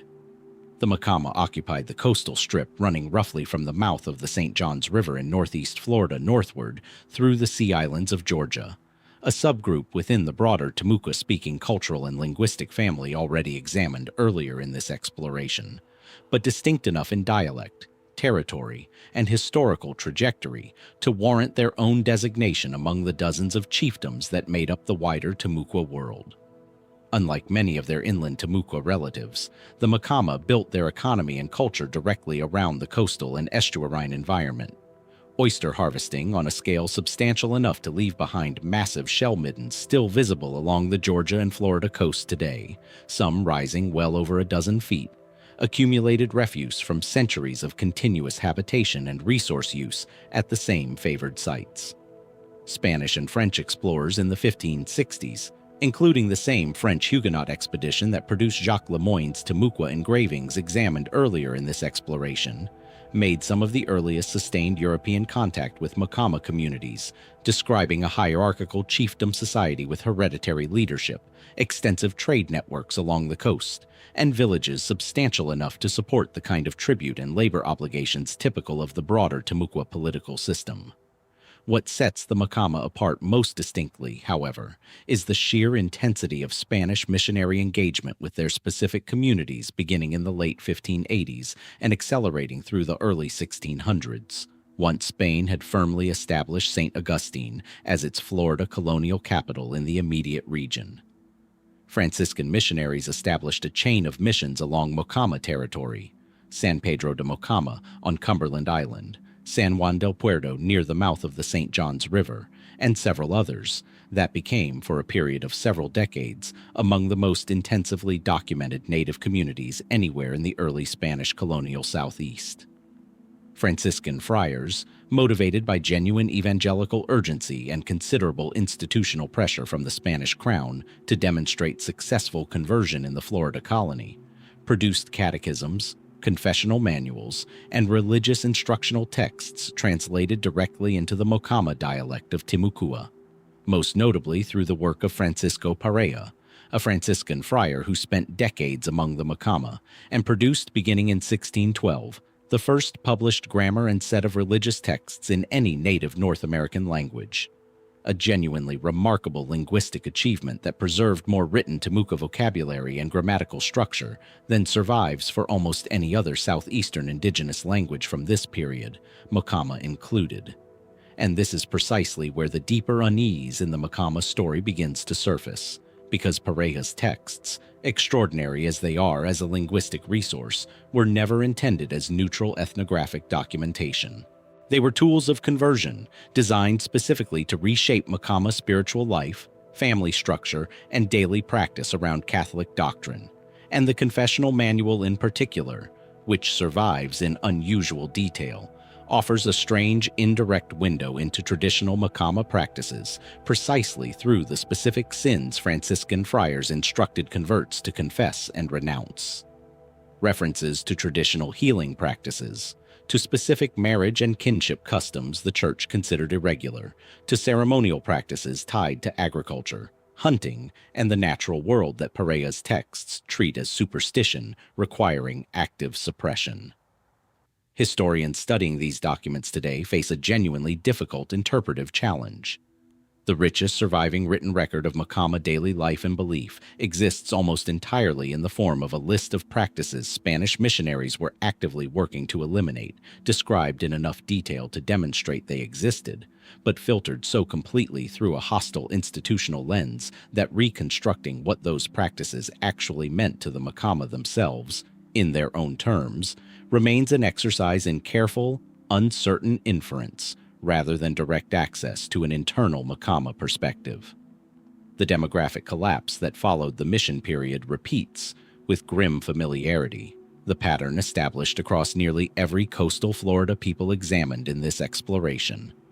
Epidemic disease, moving repeatedly through mission communities living in the close, concentrated settlements the Franciscan system favored, reduced Mocama population severely across the early and mid-1600s, a pattern documented in surviving Spanish mission census records, themselves a rare and valuable source precisely because Spanish administrators tracked mission populations carefully enough to leave behind population figures showing catastrophic, repeated decline, decade over decade. By the time English colonial raids from Carolina swept through the Florida mission system in the early 1700s, the same devastating campaign already examined in the earlier Timucua and Ais chapters of this exploration. The Mocama missions were already severely depopulated, and the raids that followed largely finished what disease had started, scattering, capturing, or killing the last substantial Mocama mission populations, along with their Timucua and Guale neighbors to the north. By the 1720s and 1730s, references to the Mocama as a distinct mission population effectively disappear from Spanish colonial records. Their remaining descendants, if any survived as a coherent group at all, presumably absorbed into the small remnant Timucua and other Florida indigenous populations who would, decades later, make that final documented emigration to Cuba in 1763 alongside evacuating Spanish colonists. The same closing emigration that ended the Timucua and Ayash chapters of this exploration, repeating itself one more time for a people whose language, uniquely among nearly everyone examined so far, survives today in more written detail than almost any other southeastern nation, and yet whose actual lived experience of that language, belief system, and daily existence remains locked behind the specific evangelical purposes of the friar who happened to record it. What lingers, unresolved, is a paradox. This exploration hasn't quite confronted in this particular form before. Abundance of documentation is not the same thing as understanding. Perea's grammar and confessional texts give modern linguists more raw Timucua Mocama vocabulary than survives for the Atakapa, the Tonkawa, or the Chisca combined. And yet the purposes behind that documentation mean historians can reconstruct Mocama sentence structure with real confidence while remaining genuinely uncertain what Mocama religious ceremony, kinship obligation, or daily life actually felt like from the inside, absent the framework of sin and superstition through which nearly every surviving detail was filtered. The shell middens still rise along the Georgia and Florida coastline, evidence of centuries of Mocama presence written directly into the landscape in a way no missionary text ever could erase. But what those mounds of oyster shell actually meant to the people who built them, layer by layer, across generations, remains a question the written record, however extensive, was never designed to answer. Abundance of documentation is not the same thing as understanding. This exploration just observed of the Mocama. But the opposite problem, it turns out, can be just as disorienting. Somewhere in the Ohio Valley, a people appeared not through missionary grammars or detailed mission census records, but through a single, tantalizing cartographic notation on a 17th century French map, a name that would travel farther across paper than the people themselves are ever documented to have traveled across land, and that has left historians arguing for over 3 centuries about where, exactly, on the actual North American landscape, this particular people ever lived at all. The Mosopelea enter the historical record primarily through French sources connected to the exploration of the Mississippi and Ohio River valleys in the late 17th century. Most significantly through the 1673 expedition of Louis Joliet and Father Jacques Marquette, who, descending the Mississippi River, recorded hearing of a people called the Mosopelea living somewhere along the Ohio River, information relayed to them secondhand through native intermediaries rather than through direct contact with the Mosopelea themselves. This detail matters enormously to everything that follows, because unlike the Bats and Fallam expedition that at least physically visited a Moneton village in 1671, Marquette and Joliet's information about the Mosopelea was already once removed from the start. A report of a report, filtered through translation and cultural context, neither Frenchman could fully verify, describing a people neither explorer ever actually saw. The name resurfaces a few years later in more concrete, if equally puzzling form. French cartographer Jean-Baptiste Louis Franquelin's 1684 map of Louisiana, one of the most detailed and historically significant French cartographic depictions of the greater Mississippi and Ohio Valley region produced in this period, marks a location for a Mosopelea village along the Ohio River, seemingly based on information gathered from La Salle's expeditions through the region in the late 1670s and early 1680s. This is where the genuine scholarly controversy begins, because Franquelin's map, however impressively detailed for its era, was compiled from multiple second-hand and third-hand reports gathered from a variety of French explorers, colonial officials, and native informants over a span of years. and the precision implied by a neatly labeled village location on an official French colonial map has never been something historians can actually verify against independent corroborating evidence.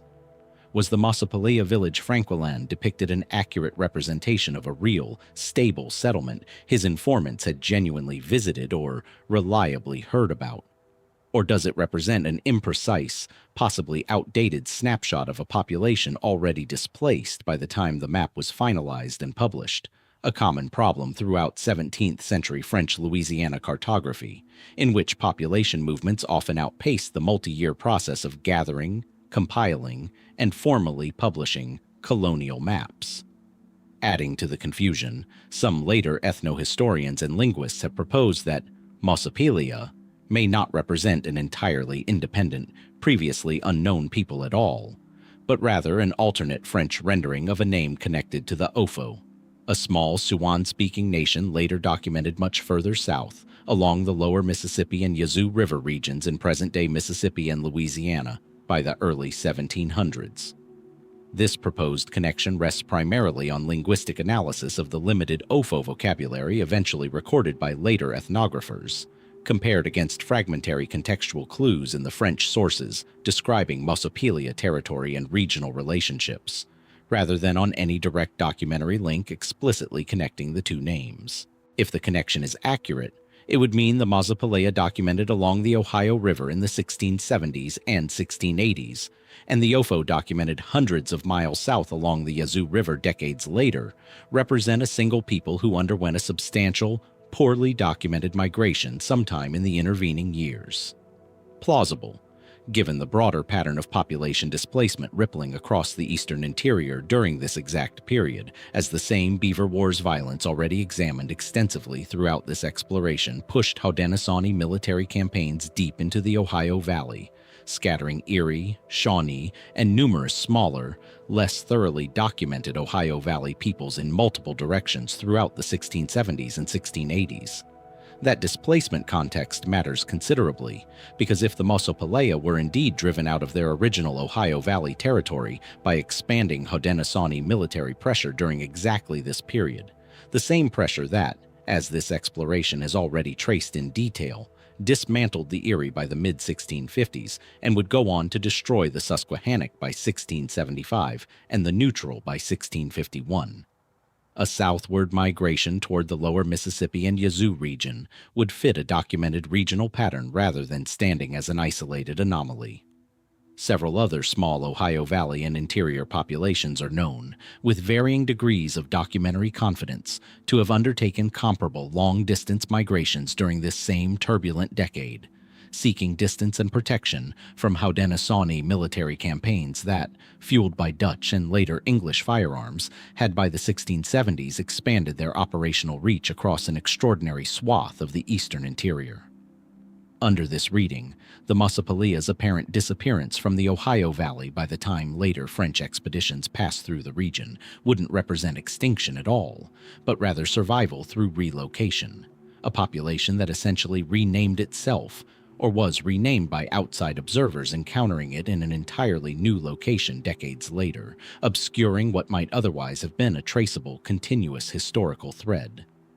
But plausible remains, once again, the operative qualifier, rather than confirmed. The linguistic evidence connecting Mosopelea and Ofo, while taken seriously by a number of specialists in Siouan historical linguistics, has never achieved full scholarly consensus, and alternative theories persist, including the possibility that Mosopelea and Ofo represent two genuinely distinct populations whose apparent similarities are coincidental or superficial, or that the Franquelin map's Ohio Valley placement itself reflects confused or outdated information layered from multiple inconsistent sources, rendering any attempt to trace a clean migratory line from one location to the other fundamentally unreliable from the outset. What remains, in the end, is a name written once, with real specificity, on an official French colonial map in 1684, describing a village whose actual existence no independent expedition ever directly confirmed through first-hand contact, followed by decades of scholarly effort attempting to determine whether that name describes a people who vanished entirely from the historical record, a people who migrated hundreds of miles and resurfaced under an entirely different name decades later, or simply a momentary cartographic error compiled from imprecise second-hand reports that inadvertently created a phantom village, a phantom population, occupying a permanent, seemingly authoritative place on maps that colonial administrators and subsequent historians for centuries afterward treated as settled fact. Somewhere along the Ohio River, or somewhere hundreds of miles south along the Yazoo, or perhaps nowhere in any form that ever matched Franquelin's confident cartographic label at all, the actual Mosopelea. However many of them there were, wherever they actually lived, whatever they called themselves, remain one of this exploration's purest examples of a mystery generated not by violence or disease alone, but by the simple, compounding unreliability of information passed hand to hand, language to language, map addition to map addition, until no one 3.5 centuries later can say with full confidence whether they're even looking for one people or two. Jonathan Dickinson, the English Quaker merchant already glimpsed briefly in this exploration's account of the Ais, didn't end his ordeal once his shipwrecked party moved north from Ais territory in 1696. Before ever reaching the Ais, his journal describes an earlier, equally harrowing stretch of captivity among a different coastal people entirely, one whose small, obscure territory near an inlet the Spanish had already marked on their charts for over a century would place them, almost by accident of geography, directly in the path of nearly every European shipwreck survivor and colonial expedition that ever passed along this particular stretch of Florida's southeastern coast. The Jiaga occupied a narrow coastal territory centered on what is now the Jupiter Inlet region of southeastern Florida, a small chiefdom controlling a strategically vital waterway connecting the Atlantic to Florida's intracoastal waterway system, a position that made them, much like the Ais to their north and the Calusa further south and west, disproportionately significant to Spanish colonial affairs, despite what was likely a comparatively modest population. Spanish records from as early as the 1560s and 1570s reference the Jiaga, sometimes rendered as Job or Job in period Spanish orthography, a naming inconsistency that has complicated modern historical reconstruction of exactly which coastal groups controlled which specific stretch of territory during any given decade, since Spanish scribes transliterating unfamiliar native words often produced inconsistent spellings for what may or may not have been the same people across different documents in different decades. What survives of direct Jiaga documentation comes almost entirely through the lens of shipwreck and captivity narratives, of which Dickinson's 1696 account remains the single most detailed. His journal describes his party, including his wife, infant son, and a group of enslaved and free travelers aboard the wrecked vessel Reformation, surviving initial capture by Jiaga inhabitants near the inlet, an experience Dickinson recorded with genuine terror, describing the survivors stripped of clothing and possessions, uncertain whether they would be killed outright, before eventually being escorted under what Dickinson characterized as a kind of reluctant, transactional protection, northward along the coast toward Ais territory, and eventually to the Spanish outpost at St. Augustine. Dickinson's account, written from the perspective of a frightened Quaker merchant rather than any kind of neutral observer, nonetheless offers one of the only surviving first-hand European descriptions of Jiaga daily life, settlement patterns, and interactions with the steady, grim trickle of shipwreck survivors that Florida's treacherous Atlantic coastline apparently delivered to their shores on a semi-regular basis throughout the late 1600s. This raises a question that echoes, with an uncomfortable specificity, the same interpretive difficulty already examined in the Ais chapter of this exploration. Were the Jiaga's documented interactions with shipwrecked Europeans fundamentally hostile, opportunistic, protective, or some unstable combination shifting from encounter to encounter and decade to decade?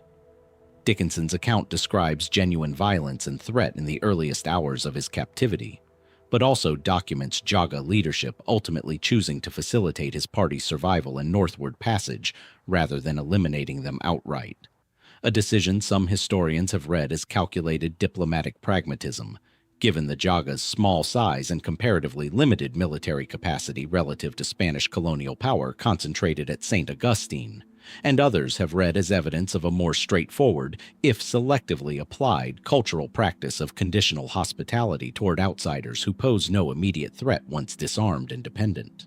Archaeological evidence for the Jiaga remains comparatively sparse next to some of the more extensively excavated chiefdoms examined elsewhere in this exploration, though shell-midden sites and scattered material culture consistent with a small, coastal, non-agricultural fishing and gathering society have been identified in the immediate Jupiter Inlet region, generally supporting the picture Spanish and English sources describe of a population sustained primarily by the same rich estuarine and marine resources that supported the neighboring Ais, and, further south, the Calusa. What remains considerably less certain is population scale. No period source offers anything resembling a reliable census figure for the Jiaga specifically, distinct from the broader cluster of small southeastern Florida coastal chiefdoms, including the Jiaga, the Ais, and further south the Tequesta, whose respective territories, population sizes, and even precise ethnic boundaries. Spanish sources frequently blur together, sometimes referring to the entire southeastern Florida coastal strip in terms general enough that modern historians cannot always confidently attribute a specific period account to one chiefdom rather than another. The end of the Jiaga, as a distinct people, follows the now familiar late colonial pattern that this exploration has traced repeatedly across Florida's coastal chiefdoms. Sustained epidemic disease exposure through the 1600s and early 1700s, compounded by the same wave of English-allied Carolina raids that devastated the Timucua, Apalachee, Ais, and Mocama populations already examined in earlier chapters, sweeping down the Florida peninsula and further destabilizing an already fragile southeastern coastal population. By the time Spain formally ceded Florida to Britain in 1763, references to the Jiaga as a distinct, functioning political entity have effectively vanished from the documentary record.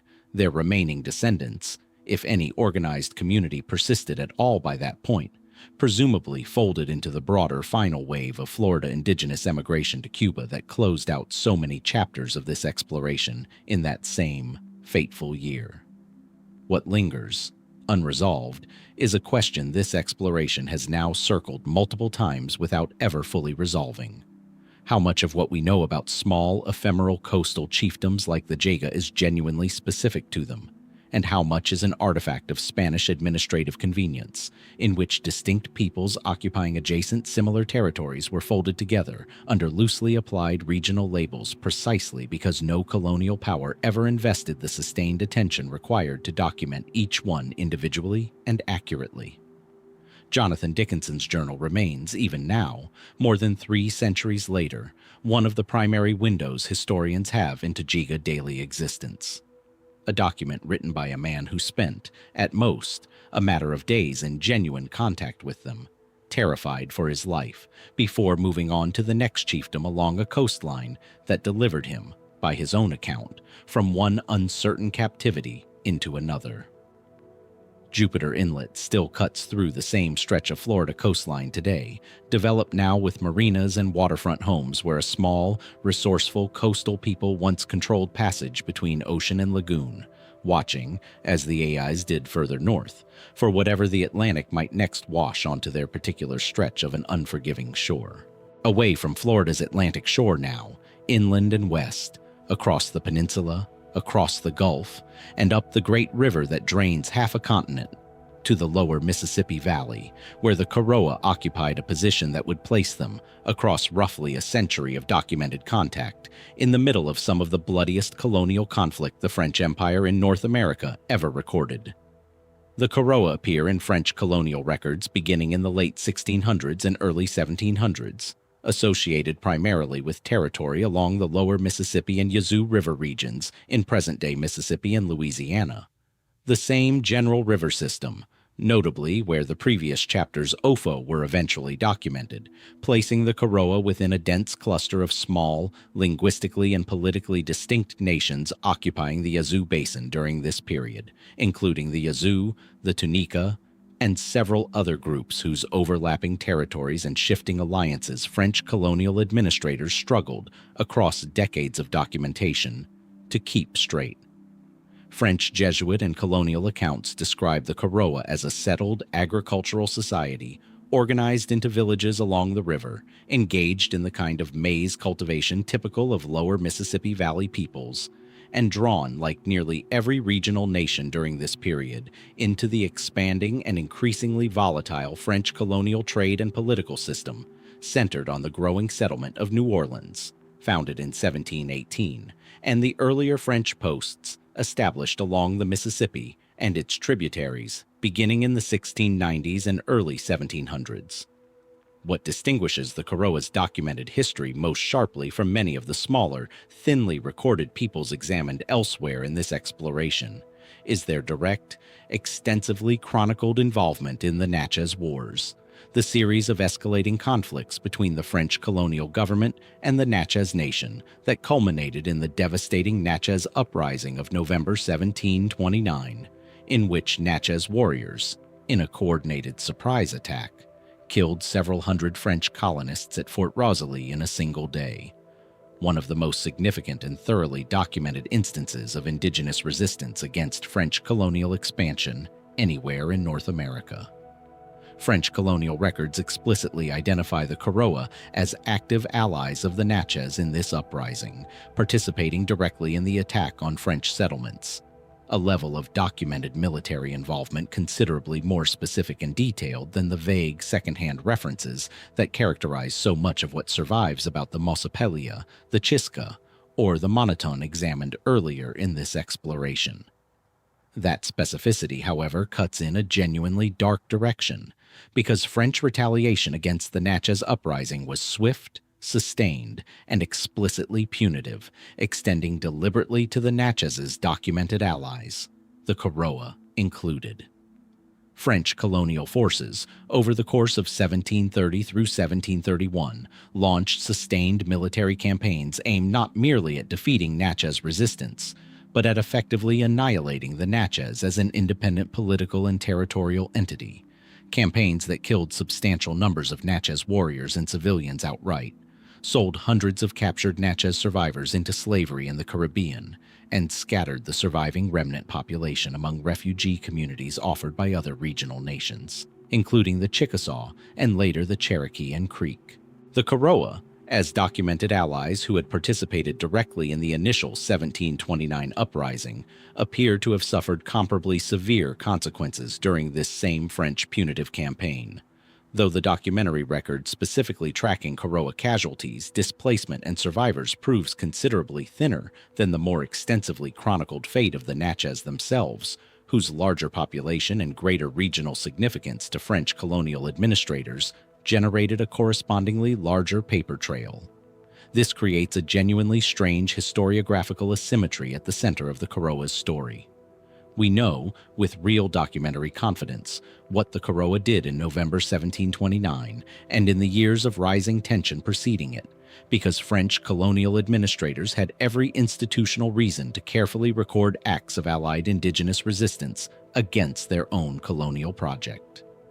But we know remarkably little about what happened to individual Koroa communities and survivors in the years and decades immediately following the French retaliatory campaigns, because French administrative attention, once the immediate military crisis had passed, shifted overwhelmingly toward documenting the fate of the Natchez specifically, treating smaller allied nations like the Koroa as a secondary detail within the larger, more institutionally significant Natchez narrative rather than a subject warranting sustained, independent documentation in their own right. Some historians have proposed that Koroa survivors, following the devastating 1730-31 campaigns, followed a broadly similar dispersal pattern to Natchez refugees, seeking shelter among larger regional confederacies including the Chickasaw, whose territory in what is now northern Mississippi offered relative distance from the immediate French sphere of punitive control, and whose own tense but generally non-submissive relationship with French colonial authority made them a plausible refuge for populations fleeing French retaliation. Others have suggested at least some Koroa remnants may have merged with the Tunica, a neighboring Yazoo Basin nation that maintained a more consistently cooperative relationship with French colonial authorities throughout this period and survived in modified form into the documented historical record considerably longer than the Koroa did as an independently named people. Both theories rest on plausible geographic and political logic rather than direct name-specific documentary confirmation, following a pattern by now thoroughly familiar throughout this exploration. A scattered population, a documented catastrophe, and a subsequent silence that later historians can only fill with informed inference rather than confirmed fact. By the mid-1700s, references to the Koroa as a distinct, independently functioning nation effectively disappear from French colonial records entirely, their specific fate folded into the broader, considerably better documented story of Natchez destruction and dispersal that French administrators, then and for generations of subsequent historians afterward, treated as the primary narrative worth preserving in detail. The Koroa's own perspective on the 1729 uprising, what specifically motivated their alliance with the Natchez, what internal debate or consensus led Koroa leadership to commit warriors to an attack against the dominant regional colonial power, and what the following years of flight, death, and dispersal actually felt like from within Koroa communities themselves, survives nowhere in the documentary record at all, recorded exclusively through the lens of French military and administrative correspondence concerned primarily with restoring colonial order, rather than preserving Koroa testimony for its own sake. What remains, then, is a paradox distinct from nearly everything else examined in this exploration. A people documented with real specificity at the single most consequential moment of their historical existence, and almost nowhere else, visible, briefly, and vividly, in the collective act of armed resistance that would ultimately help seal their disappearance from the historical record entirely. Somewhere in the Yazoo Basin, beneath farmland that has been cultivated and recultivated for 3 centuries since French punitive campaigns swept through in 1730 and 1731, the specific villages, burial sites, and material culture of the Koroa people remain for the most part unexcavated and unidentified with full archaeological confidence, waiting, like so much else in this exploration, for a piece of physical evidence that might finally supplement a written record that tells us, with unusual clarity, exactly what the Koroa once dared to do, and almost nothing else about who they actually were. 2 centuries would pass after French cannon fell silent in the Yazoo Basin before the story this exploration has to tell reaches its final geographic destination, south past Mexico into the mountainous interior of Honduras, where a people called the Jicaque, or Tolupan as they call themselves, would spend not decades, but the better part of 5 centuries retreating steadily upward into increasingly remote terrain in one of the longest sustained withdrawals from colonial contact documented anywhere in this exploration. The Jicaque occupied, and in diminished form still occupy today, the rugged interior mountains of north-central Honduras, particularly the Montaña de la Flor region and the broader Yoro and Francisco Morazan departments. Steep, forested terrain considerably less accessible than the Caribbean coastal lowlands where Spanish colonial administration concentrated its earliest and most sustained attention following contact in the early 1500s.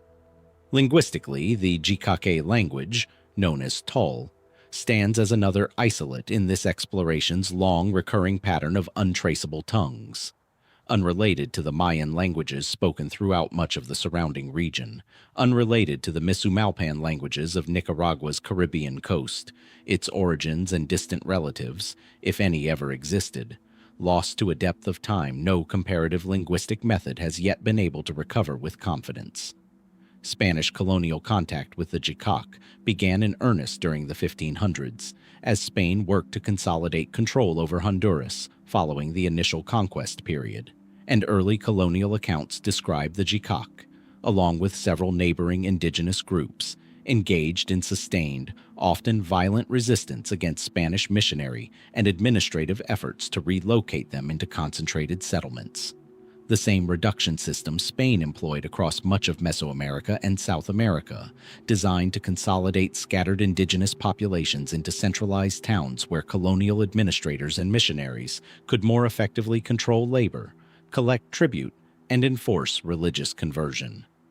Where many neighboring peoples throughout Honduras and the broader Central American isthmus were gradually absorbed into this system over the course of the 1500s and 1600s, Spanish and later Honduran colonial and national records describe the Jicaque as maintaining unusually persistent, unusually successful resistance, retreating progressively deeper into mountainous, difficult terrain that offered the same kind of natural defensive advantage the Yahi would later find, on a much smaller and shorter timescale, in the canyon country around Mount Lassen.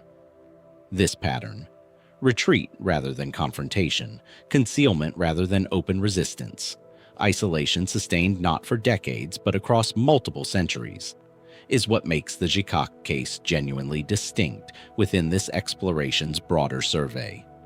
Colonial Spanish records from the 1600s and 1700s periodically reference renewed missionary attempts to establish contact with and convert remaining unpacified Jicaque communities, attempts that met with mixed success at best, with some Jicaque bands accepting limited mission contact while others withdrew further into the mountain interior specifically to avoid it, a pattern of selective, community-by-community response that continued in modified form well into the Honduran national period following independence from Spain in 1821. Honduran government records and missionary accounts from the 1800s and even into the early 1900s continue to describe Jicaque communities living in substantial isolation, maintaining traditional subsistence practices, language, and social structure, largely independent of the national mestizo culture that had, by this point, absorbed or displaced most other indigenous populations throughout Honduras. Here, the deeper, still partially unresolved question of this chapter comes into focus. How did the Jicaque sustain a level of cultural and territorial independence across nearly 4 centuries of colonial and national pressure that few other indigenous peoples anywhere in Mesoamerica managed to maintain for even half as long? Some anthropologists point to straightforward geographic explanation: the Montaña de la Flor region's genuinely difficult terrain, low agricultural value to outside settlers, and marginal economic significance to colonial and later national extraction industries meant the Jicaque occupied land nobody else particularly wanted, at least until the 20th century brought renewed pressure from logging interests and agricultural expansion.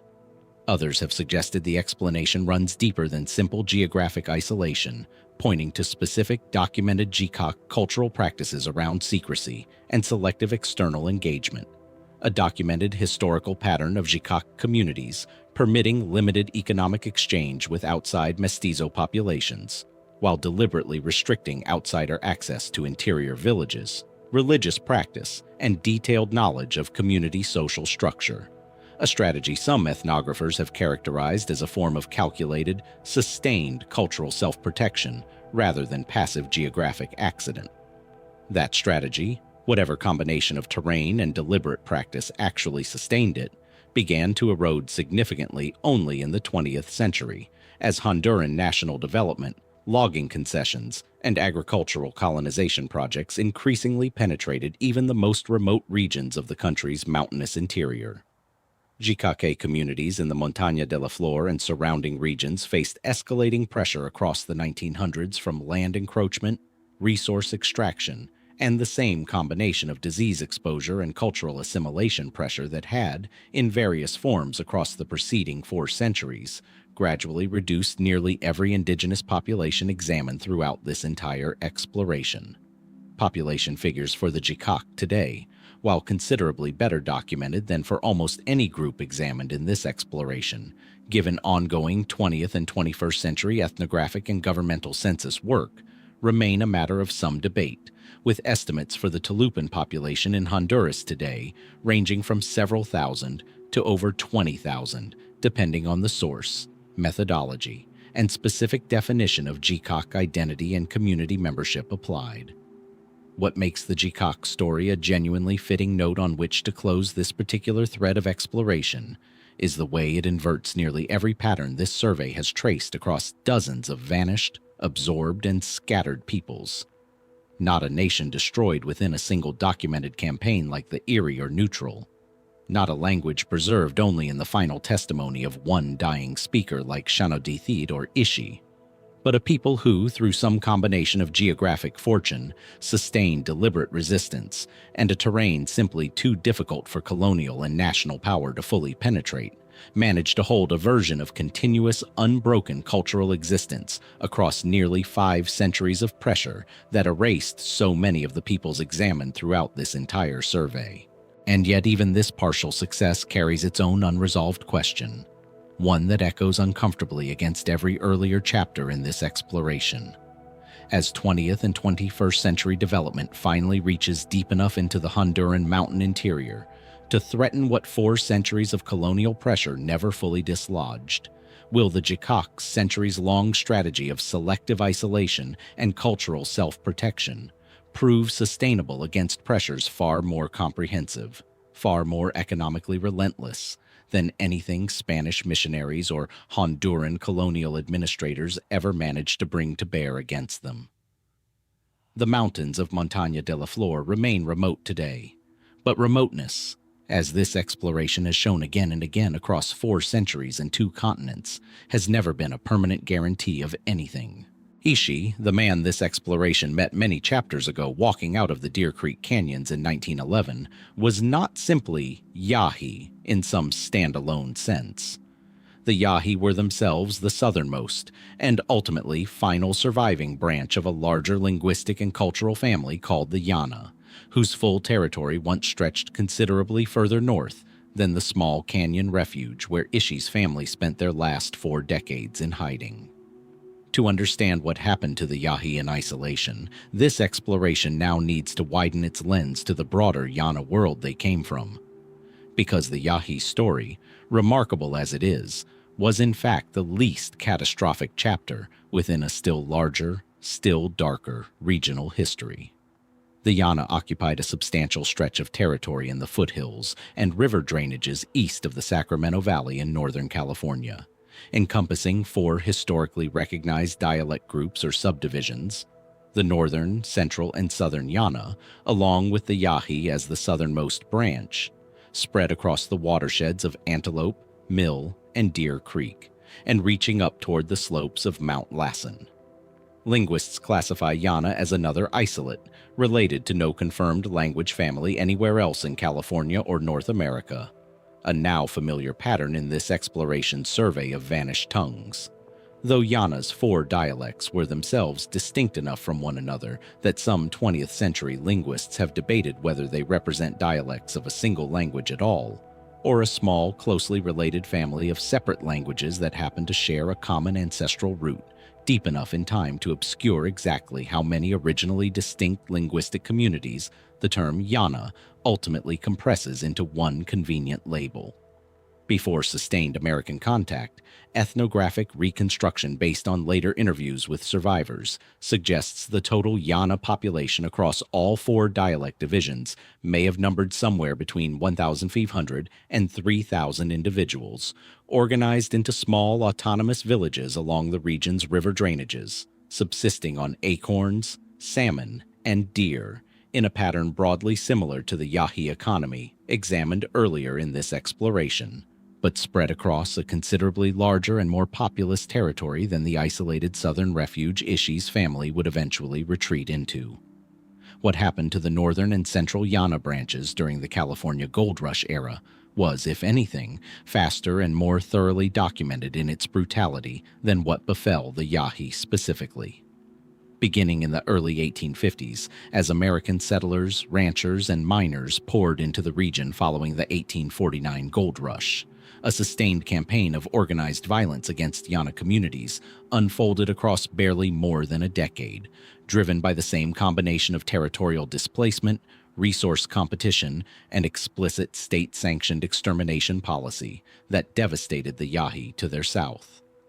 California's government during this period, as already noted in this exploration's Yahi chapter, offered direct financial incentives for anti-native militia activity, and Northern California newspaper accounts, settler diaries, and later historical investigations have documented a series of massacres against Yana villages throughout the 1850s and into the 1860s.